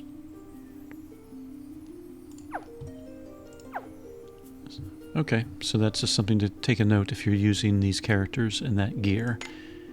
Just because you level it up with one person doesn't mean it's leveled up for the other people. Okay. That said, I think I'm just going to leave Garnet in the party for now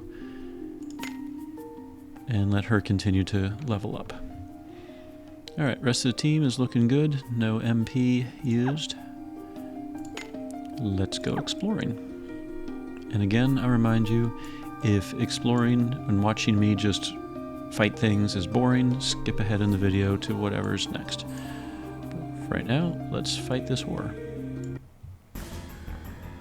Only one of us Okay. leaves alive. So last time, Verdanta attacked and it countered. It had a life point.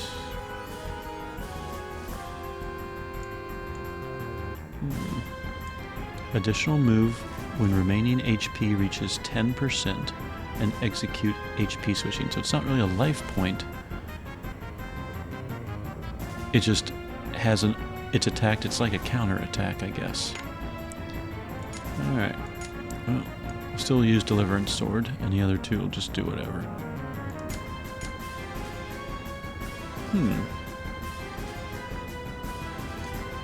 Shattered Glass is a 0 MP move as well.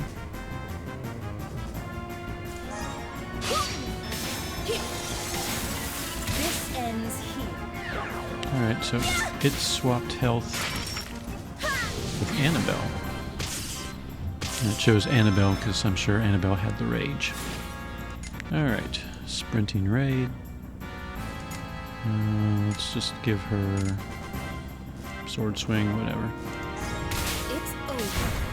Verdanta should definitely take care of it. Okay. And that horror was guarding a stats plus badge. That is nice.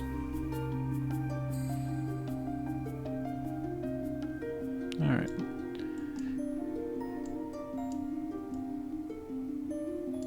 Vivi time? Vivi time.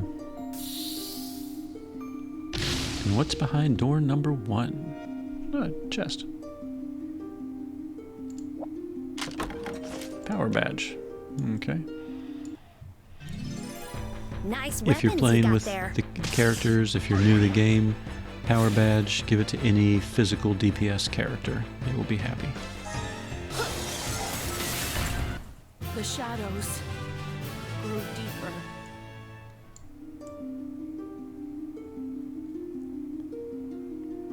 Okay, nothing else that way. Here's the horror. See, you can just follow along behind if you need to. Only one of us leaves alive.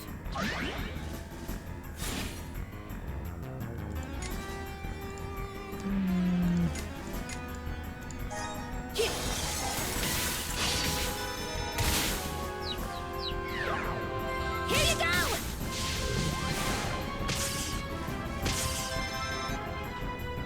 Alright, let's see. Go back to sword swing. Sorry, gotta go sharpen my swords. Alright. And horrors have a 6-hour, I want to say, respawn time, so at some point the horrors will come back if there's ever any reason to farm them. Some horrors will drop, oh, big chunk of glass and a little slide. Horrors sometimes drop materials needed for weapon upgrades or whatever, so it's helpful to farm them. Alright, behind door number 2 is a blood sword.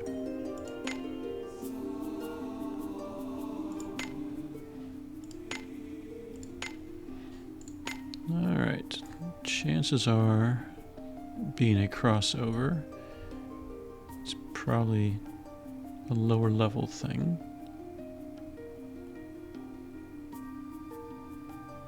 I think the Atelier Ryza ones were level 35. Oh, maybe this is... Oh, or maybe this isn't a blood sword that I can equip on this menu. Yeah, that's probably it.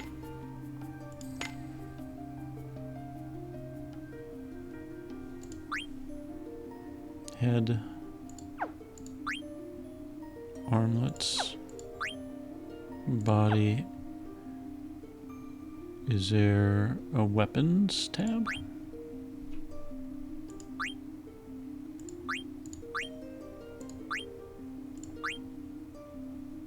Either that or she just can't equip swords. Well, let's take a look at Steiner.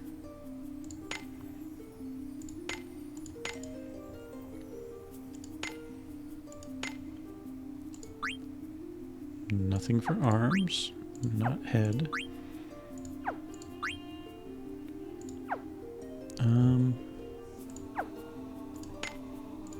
Maybe I just passed up the blood sword?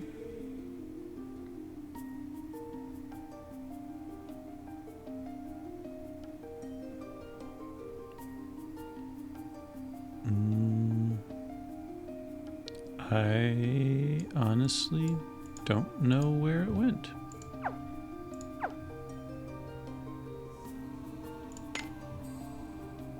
And I don't see anything here about weapons, just support ability gear.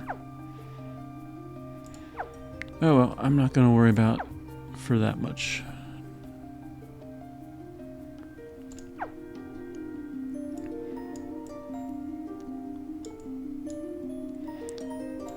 looks like I could slide down, but do I really need to? I've already been down there.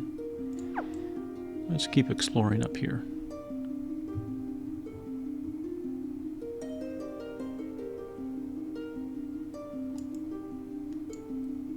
I see another ice wall, and I think I see the Let us exit. end this quickly.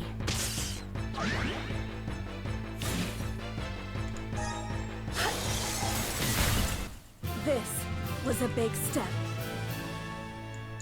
Yep, that would be the exit. Alright, let's go see what's behind that ice wall. Fight with conviction.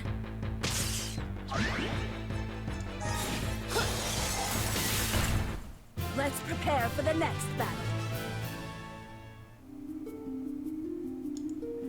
Alright, Vivi, burn it down.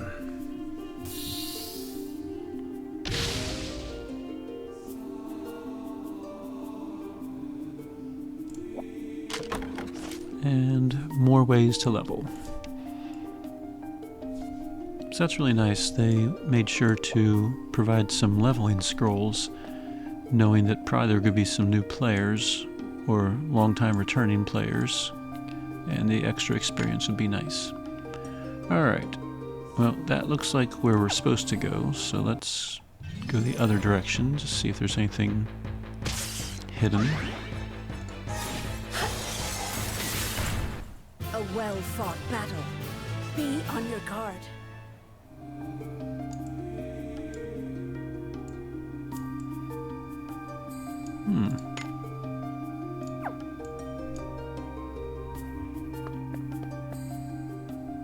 Okay, so it looks like this is where we're supposed to be going. So let's head back to that archway. What's in here? Oh, it's pretty. Hey, it's a Moogle.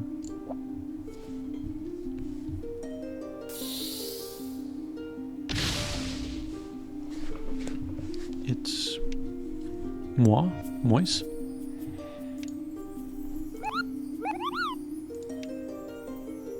Oh, I like the Moogle noise. Alright. Well, this is not the Moogle we were wanting. For the Magnet, anyway. Does he have the same stuff? Looks like it. Oh, we got plenty of gil.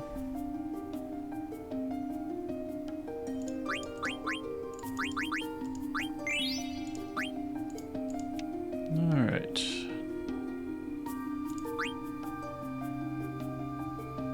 So I guess the circle means everyone can use it. So this must be pretty much all the starting gear. Steiner cannot use leather wrists.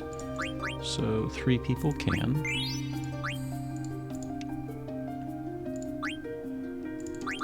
Four people can use the bandanas. And 4 people can use the glass armlets.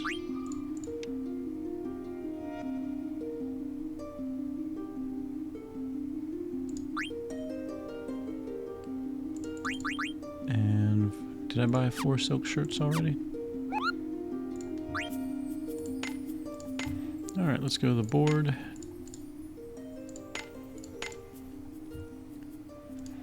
Garnet, special ability gear.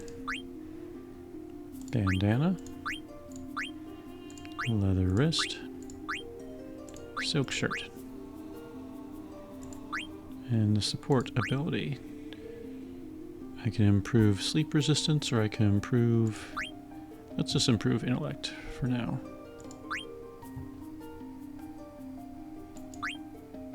Oh, you can swipe across and choose the other characters. Alright. Bandana. Wrist. I did not buy the silk shirts. Oh, the glass armlets are the same category. Oops. Okay. The glass armlets are weaker than the leather wrist. Alright, so I just showed up body and glass armlets. And I need to buy some silk shirts, and there's none of that, so. Bandana. Glass armlet.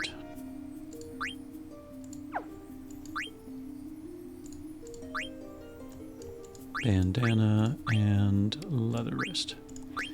Now you might be asking yourself, why am I equipping these characters even though they're not in my party? Well, there's been a few cutscenes where they are involved in a fight, so I'd rather them be at least a little better geared. Alright, Monk Shop.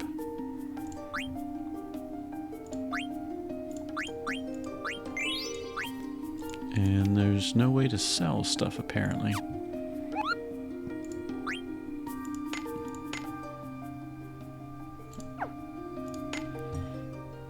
Alright, ascending order level. Whoops. So used to the equipment page. Alright. Silk shirt.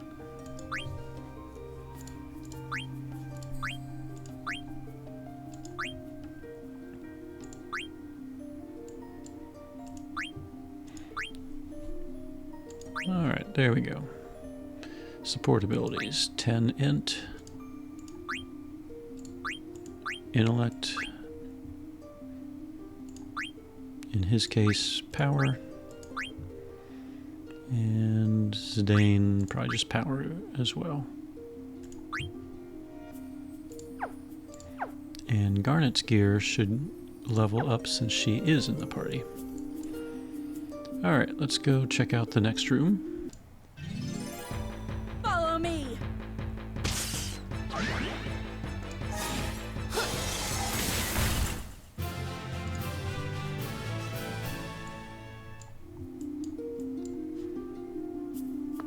For veteran players, it is kind of amazing to me. Felmina ES is a good farmer with her Shatterglass. It attacks all enemies, and we're attacking all enemies that have a water exposure right now. And she's doing like 11 million, 12 million, it looked like, per attack. And that is with Power of Pains, 3 of them. And then we have Verdanta, the new character, and she's doing 600 million. And with, you know, Garnet out of the picture and Milla back in the picture, she was doing 900 million. And we used to think Shatterglass was, like, high-end. Jeez. Okay. Enough of that. Alright, automatic cutscene.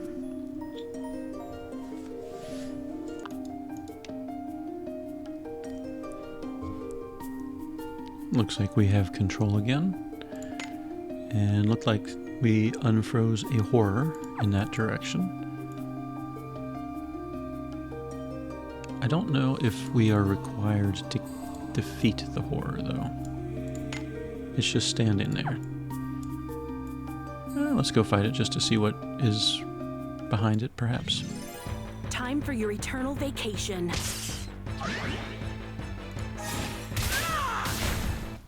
A well-fought battle. Be on your guard. Yep, there's a treasure chest. Proceed with caution.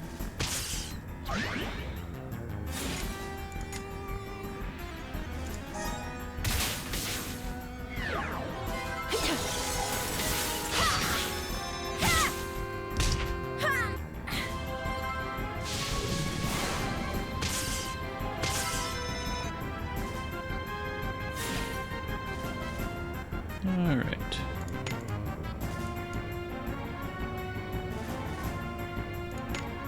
Let's go ahead and not Deliverance Sword.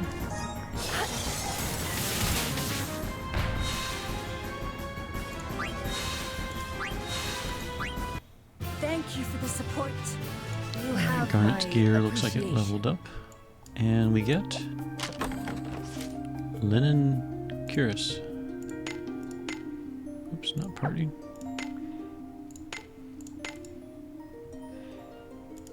I'm thinking maybe Steiner.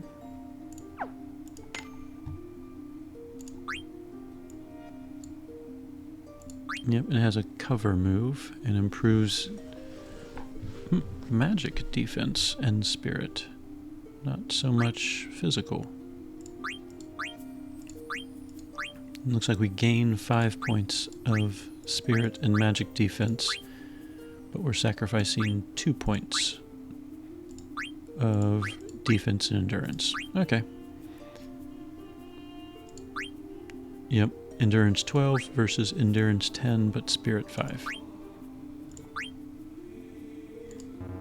And we can't do cover quite yet. Alright, moving on. I guess this connects. Yep. Alright, so that's the map so far.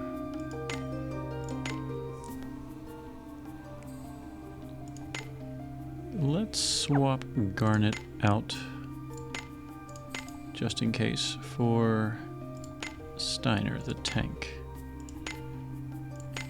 And give him Garnet's Grastas. It looked like, if I remember right, the scripted fights, it looked like they were level 40. So this might be for nothing, but...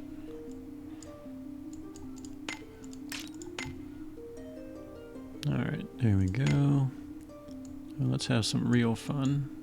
Where's my experience badges?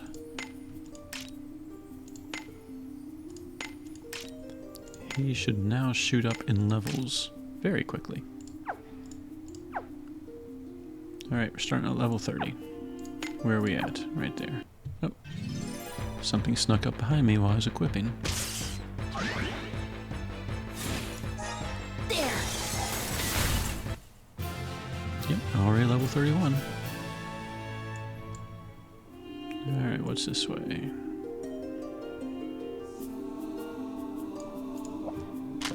Alright, more Gil.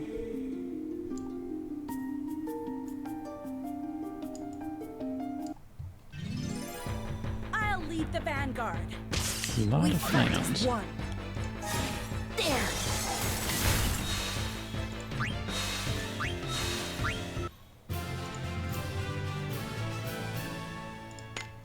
Alright, Steiner said his cover was at max level. Oh, he needs more magic stones. That would be why. Okay.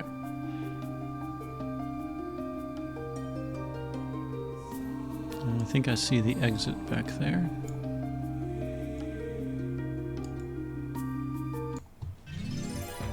I'll lead the vanguard. We fight as one.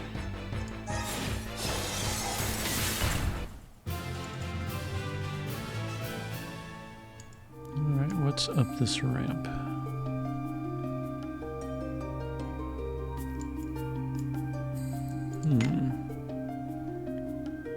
Shall we take any guesses? Are we going to slide all the way to the bottom? And collect treasure chests on the way?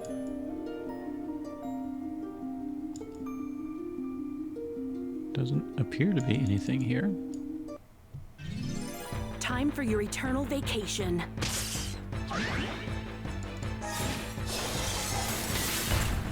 A well-fought battle. Be on your guard. Next floor.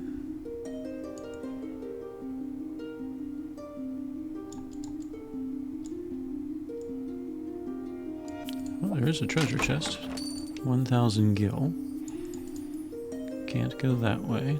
I doubt we can go to the left. Follow me.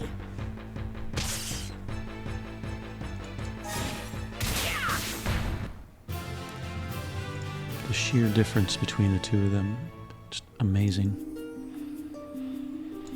Alright, let's see. Nothing this way.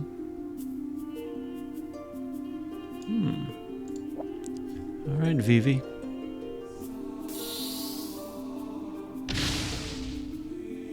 I always liked how Final Fantasy IX nodded back to Final Fantasy I with the way...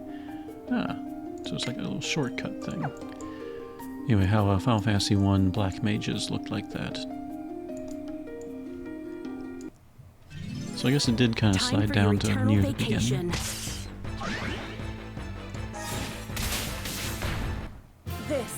was a big step. Alright, I think we've explored everything we can, so let's go check out that exit area. Move on with the game.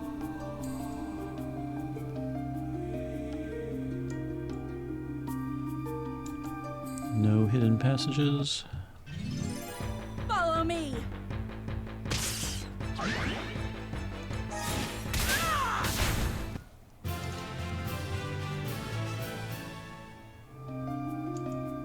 Alright, next area, the depths. And we're very close to the marker.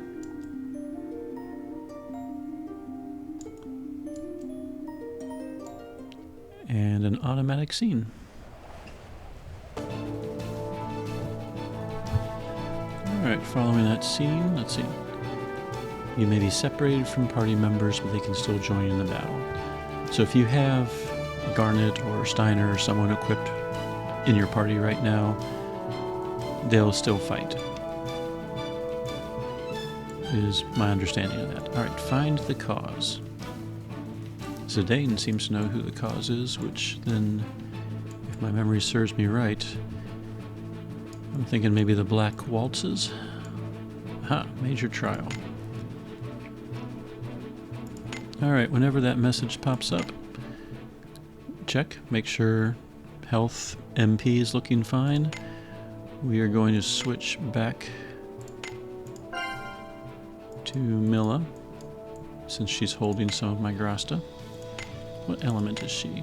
She is a water element, okay. Just to make the sort feature. Alright, sidekicks, Tetra and Gunts. Let's check out this major trial. Oh yeah, Black Waltz. Alright, Black Waltz number 3. Master difficulty. Is there anything we need to know? Doesn't look like it. Alright. So we're going to try Frost Blossoms. It's Verdanta's stellar skill, and it's pretty strong. It only hits once, but it hits once for 20 times. I don't know, maybe I should do Blue Ice Flare. That's a 4 hit. Yeah. I said Frost Blossoms, we're doing Frost Blossoms. Alright. Your tank needs to apply Rage. In her case, let's get a water zone going. And let's reduce the enemy's power and speed and intellect. Probably intellect being the important one for him. Alright, there's our water zone. There's our rage. He did not hurt Annabelle at all. Physical attacks may have no effect. Well, she just did a physical attack and it hurt him. Alright. Let's do type resistance. Mayor of Alexum. Still weak, probably thanks to the expose. Let's do another Frost Blossoms. That seemed to work pretty well. And we just did that. It looks like the debuffs are still on there. So let's averse this time. So she's doing about 90, 100. So I had to guess probably about 1 billion in health, which Verdanta just did 3 billion in that hit. So if you're rocking any of the meta characters, probably Sesta, Verdanta, Alma, maybe with the counterattacks, I think you'll be fine on this fight. I didn't really see anything threatening, at least with this team. But I don't know if he counts as a boss, or if he was just like a souped up enemy. Scum. He's been hanging out with someone else from the east.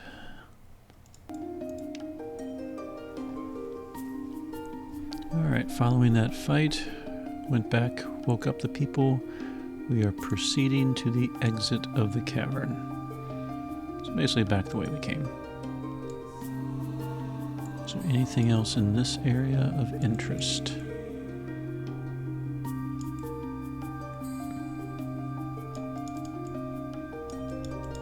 Nope, doesn't look like it. And nothing to the east. Or west. Okay. Exiting the cavern.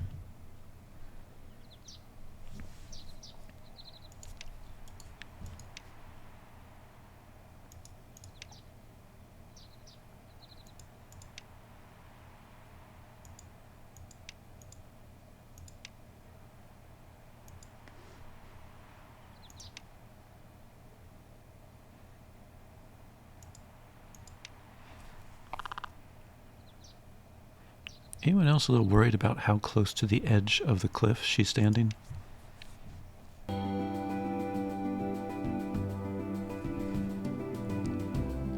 Alright, following that scene, we made friends with a chocobo, or chocobo. So what do y'all think? How is it pronounced? Chocobo? Chocobo? Something else? Alright, looks like we are headed to someplace nearby. Now, I have not watched any videos yet. I did see on Reddit some people were saying that there's some sort of game crash associated with being on the chocobo. And I'm not sure if it means here or later on. So I guess it's possible that we might crash. Right now I'm just kind of dragging the mouse. Everything seems okay right now. Alright. So you can see I'm slowly uncovering a map. Oh, look at that, some warp points. So I'm going to explore whatever I can. Might not be much right away. And do what I can to uncover this map.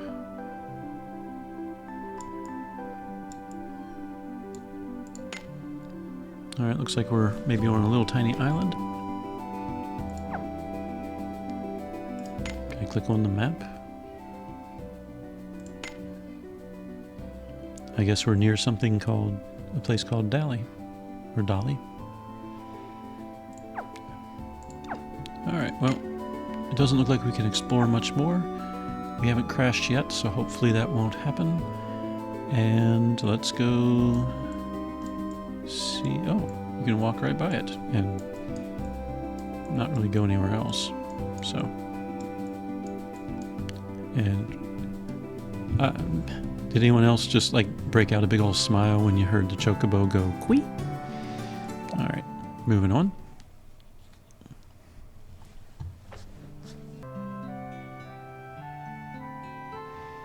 All right. We need to rest at the inn, but we can, I guess, walk around first, and we can travel to Dolly on the world map. Alright, let's see. So, more gear if we want more gear. I'm going to hold off on the other gear. Wait, did that say dagger?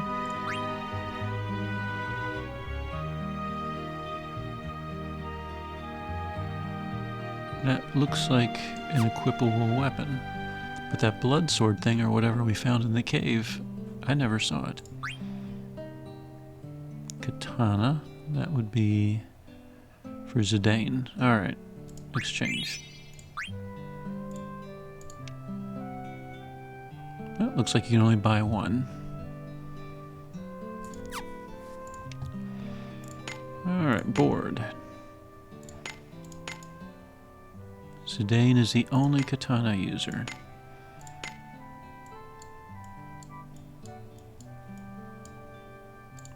Mana Edge. I thought it was called Mage. Okay, I am still not seeing, unless it has a level requirement that he hasn't reached yet. It does. There it is. Okay, Mage Masher requires Zidane to be at level 50 to equip.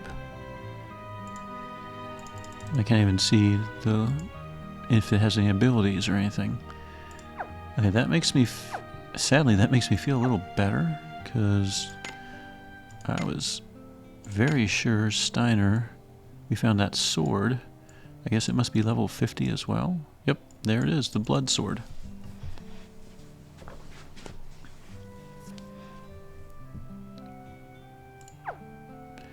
You know what?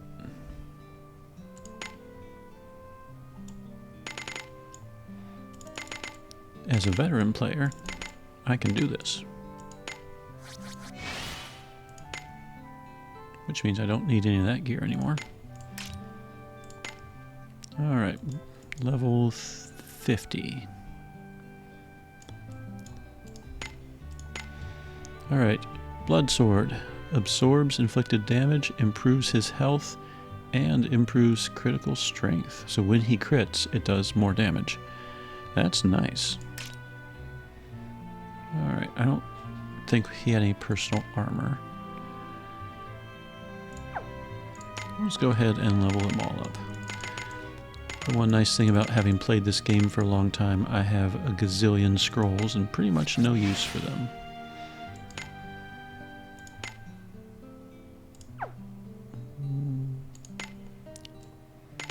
Give him some scrolls.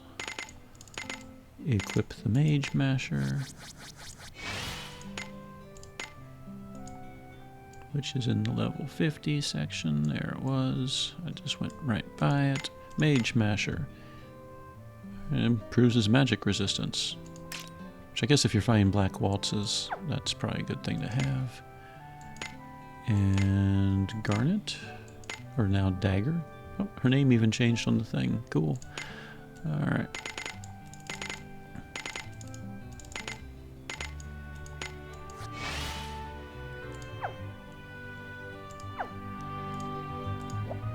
Let's see, what else do they have? Well, we have a dagger. Shoes? I wonder if that's... Yeah, we're learning. Who cares? Alright.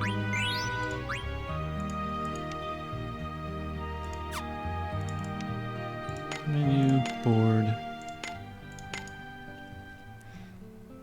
Oh yeah, they're level 60 now. Okay. Mixed in with all the other level 60s. Maybe I should have made them level 59. Oops. Oh well. Alright, there's Dagger. Magician's Shoes. Oh, that's a big bump. Alright, we're going to give her the Magician's Shoes. Which means we can give that coral ring to someone else. He doesn't really need spirit, but I guess it does give magic defense. Oh, you know what? We just leveled them, so therefore we got more AP to use. Fira. Alright, let's go ahead and take care of that for the others. Ah, she has a locked skill.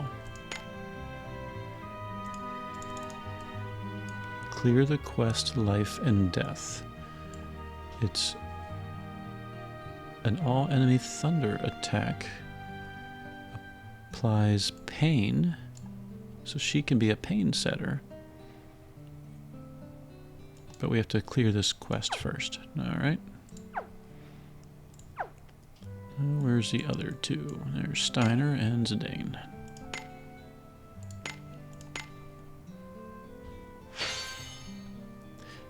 Now, if you're new to the game, you'll notice that you have some action points left. Or ability points, not action points. That's because eventually they are going to get their 5-star form, and there will be another tree down there. And that's where you use those points, and then all the future points that you get from leveling. You get 1 point per level. Oh, in trance. If the enemy is in pain, it increases damage. And we just discovered a pain setter in the group. Alright. When not in another force, detect status. In trance, it's a magic attack. Alright.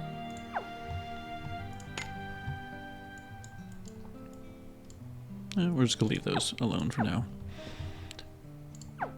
Alright, learning a little more about the game. Let's see. Oh, there's someone else to talk to. Can we leave this alley? Yep. Oh, we got like a little overhead view again. Neat.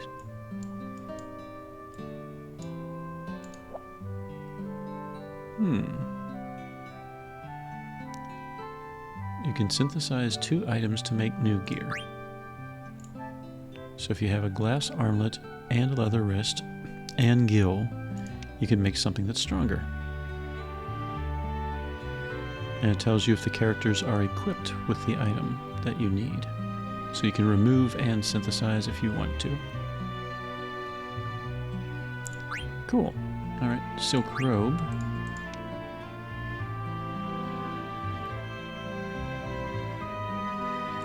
Now, what did it say you needed? You need the silk shirt and a bandana. Alright, let's just see. Cancel. Not party.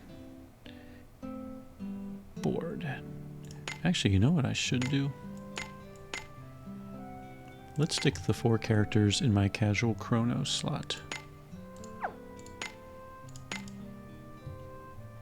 That'll make them easy to find so I can speed this along. Alright, Zidane.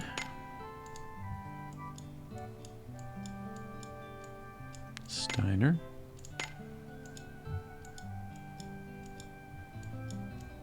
Vivi and Garnet.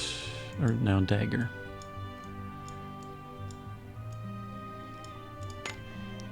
Alright, I tend to stick tanks in this slot.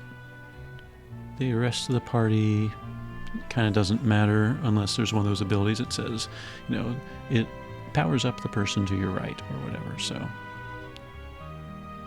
we'll just stick with that for now. Alright.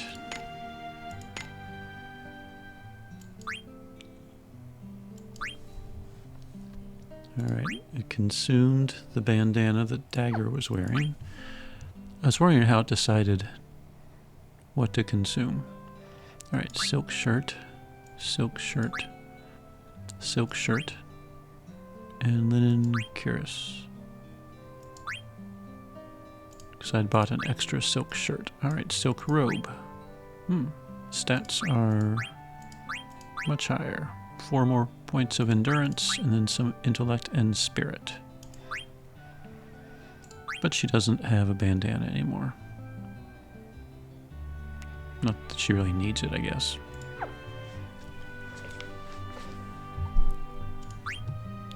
And what is strong-willed? Increases bind resistance. Oh, look at that. I can equip 2 now? 3 now.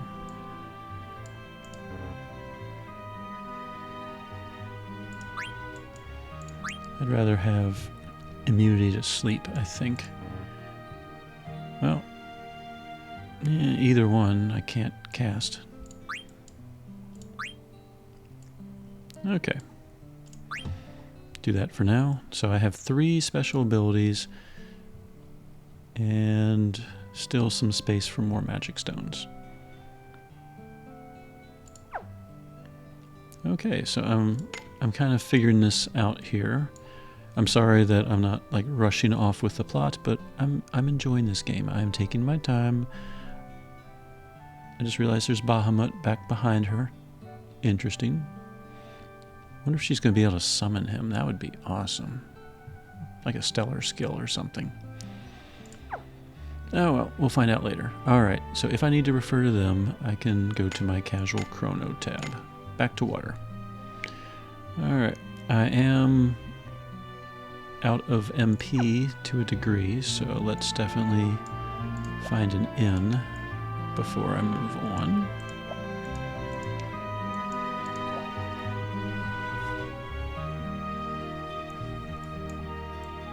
Actually, isn't the step I'm on having to find an inn?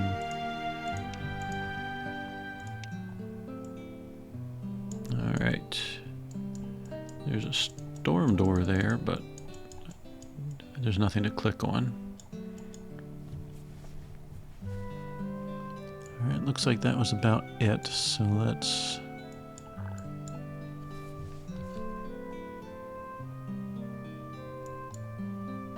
She sell a headpiece, feather hat. Garnet can use it. Okay, why not? Alright, menu, party.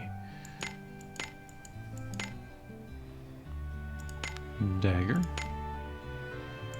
And feather hat.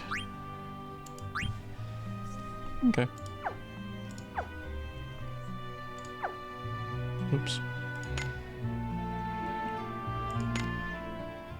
While they are geared, I'm not so sure a team of level 60s could handle master difficulty enemies. Alright, moving on.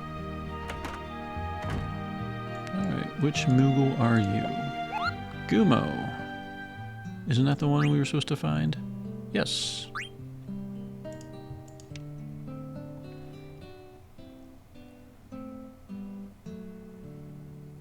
Alright, so they were suspicious.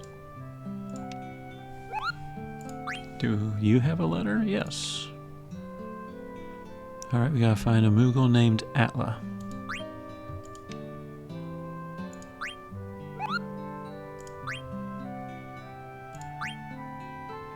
Alright, he has the basic gear still. Tent. Let's rest and get that MP back.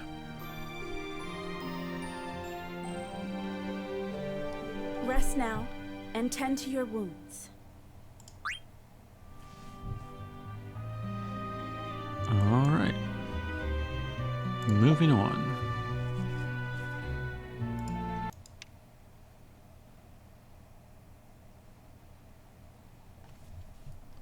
Alright, that was a brief active time event, and now we have to walk around the village.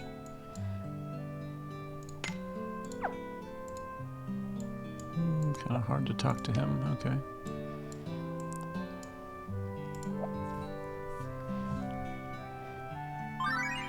Alright, another required active time event.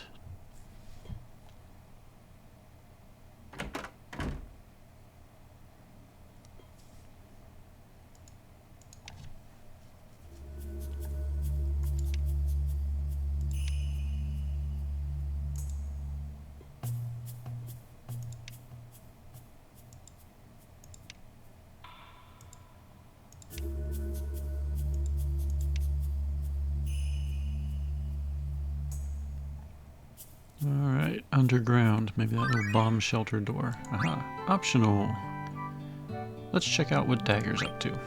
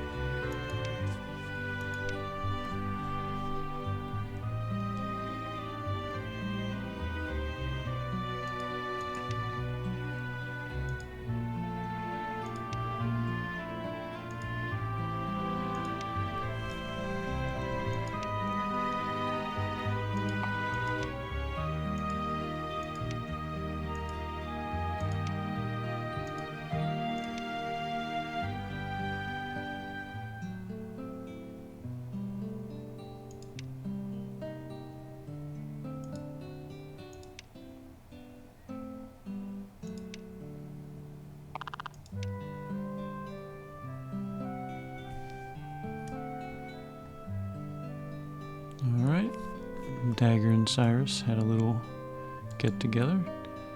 Let's check out this town. Still locked.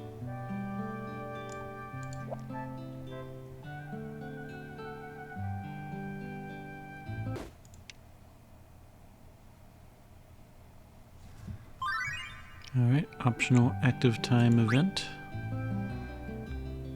Let's check out what Steiner and Dagger are up to.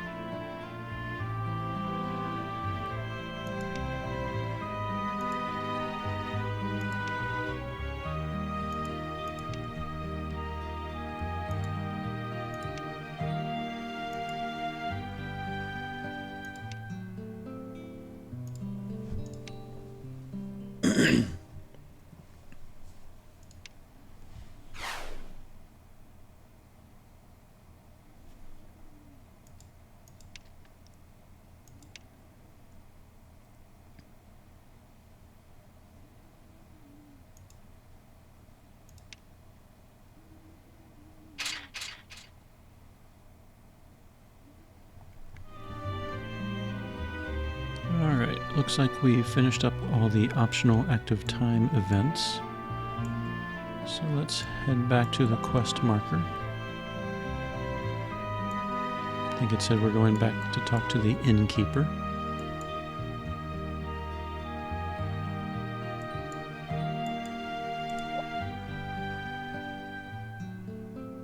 Who is not here?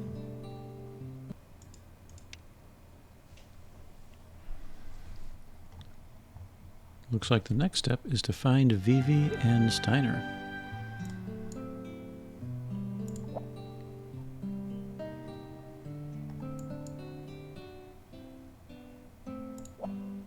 Alright, well, the quest marker's right here. Let's see what this is about.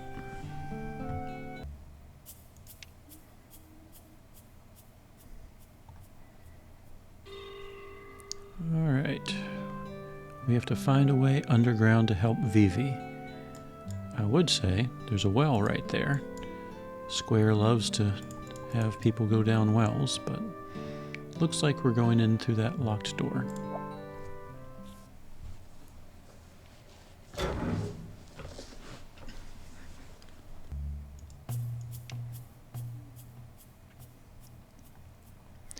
And the search for Vivi begins.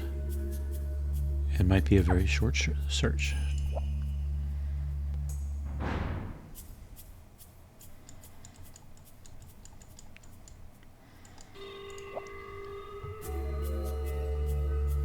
And next cutscene.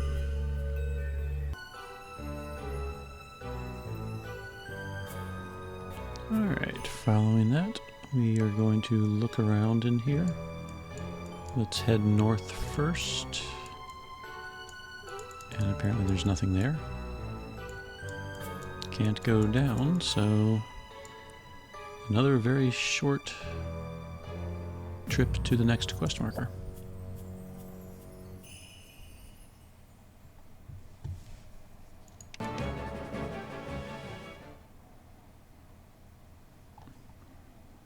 I'm unable to switch between maps, and to be perfectly honest, I could easily destroy all of those synth humans.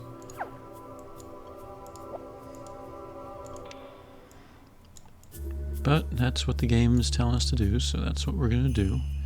It's another short walk to the quest marker. This is going to be fun to edit.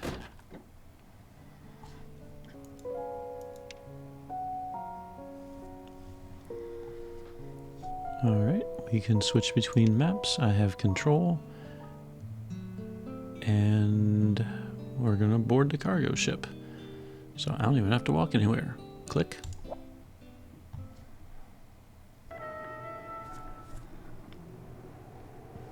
Alright, we're on the ship. Active time event. Under maintenance. I wonder if there's an achievement for doing all the active time events.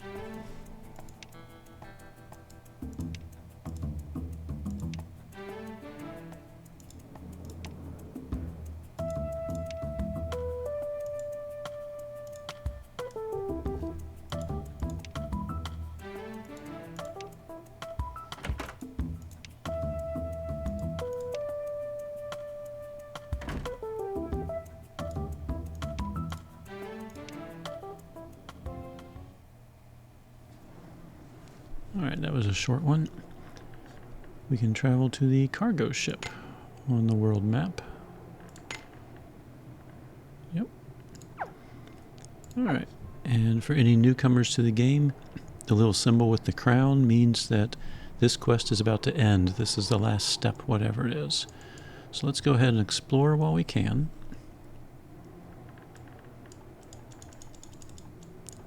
Not much to explore in there.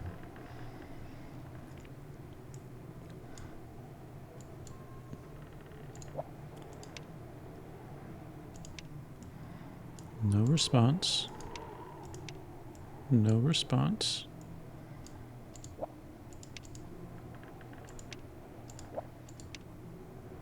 Vivi's just as confused. Alright, ladies and gentlemen. Looks like that's about to conclude Chapter 1. Let's see what's going on. A major trial. Another boss fight. Alright, let's take a look. Team is healthy. Sidekicks are sidekicking. Alright. Yes.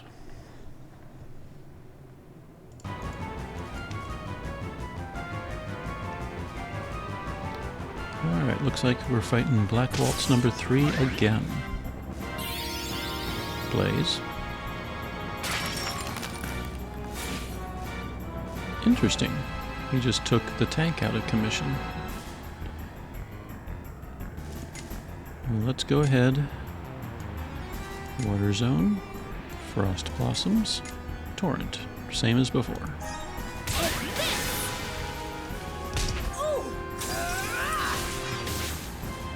That was easy. Okay. Well, Verdanta, I win button.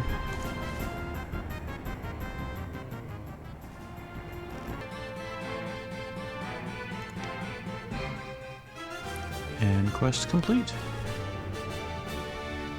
Alright, you get 20 stones for completing Chapter 1. I think the campaign is going on right now, so I think we should get some more stones. Alright, cleared the quest. Check. Maybe not.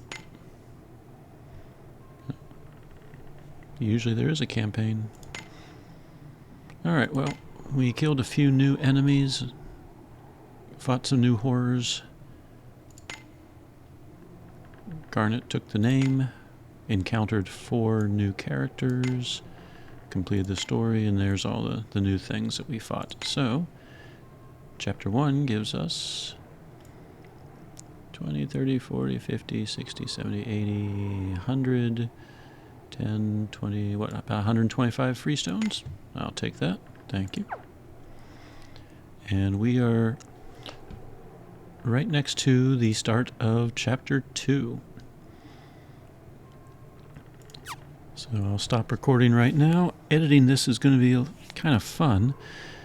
After the ice cave, it was pretty much just go to the quest marker, then go to the next quest marker. Sometimes we had to walk through the town for like 10 seconds. So that'll be some editing. Basically, where my mind goes with this is that I'm going to possibly edit out like one of the steps because it's so brief. So hopefully I won't make that mistake.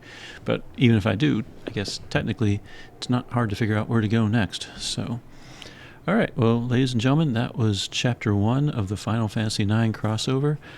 I will say that it was bringing back kind of some memories. I haven't played the Final Fantasy IX since it was released, so it's been, several decades now. And the scenery, the music, and everything, I'm like, oh, I kind of want to play again. So hopefully this is indicative of maybe a Final Fantasy IX remake coming out at some point sooner or later.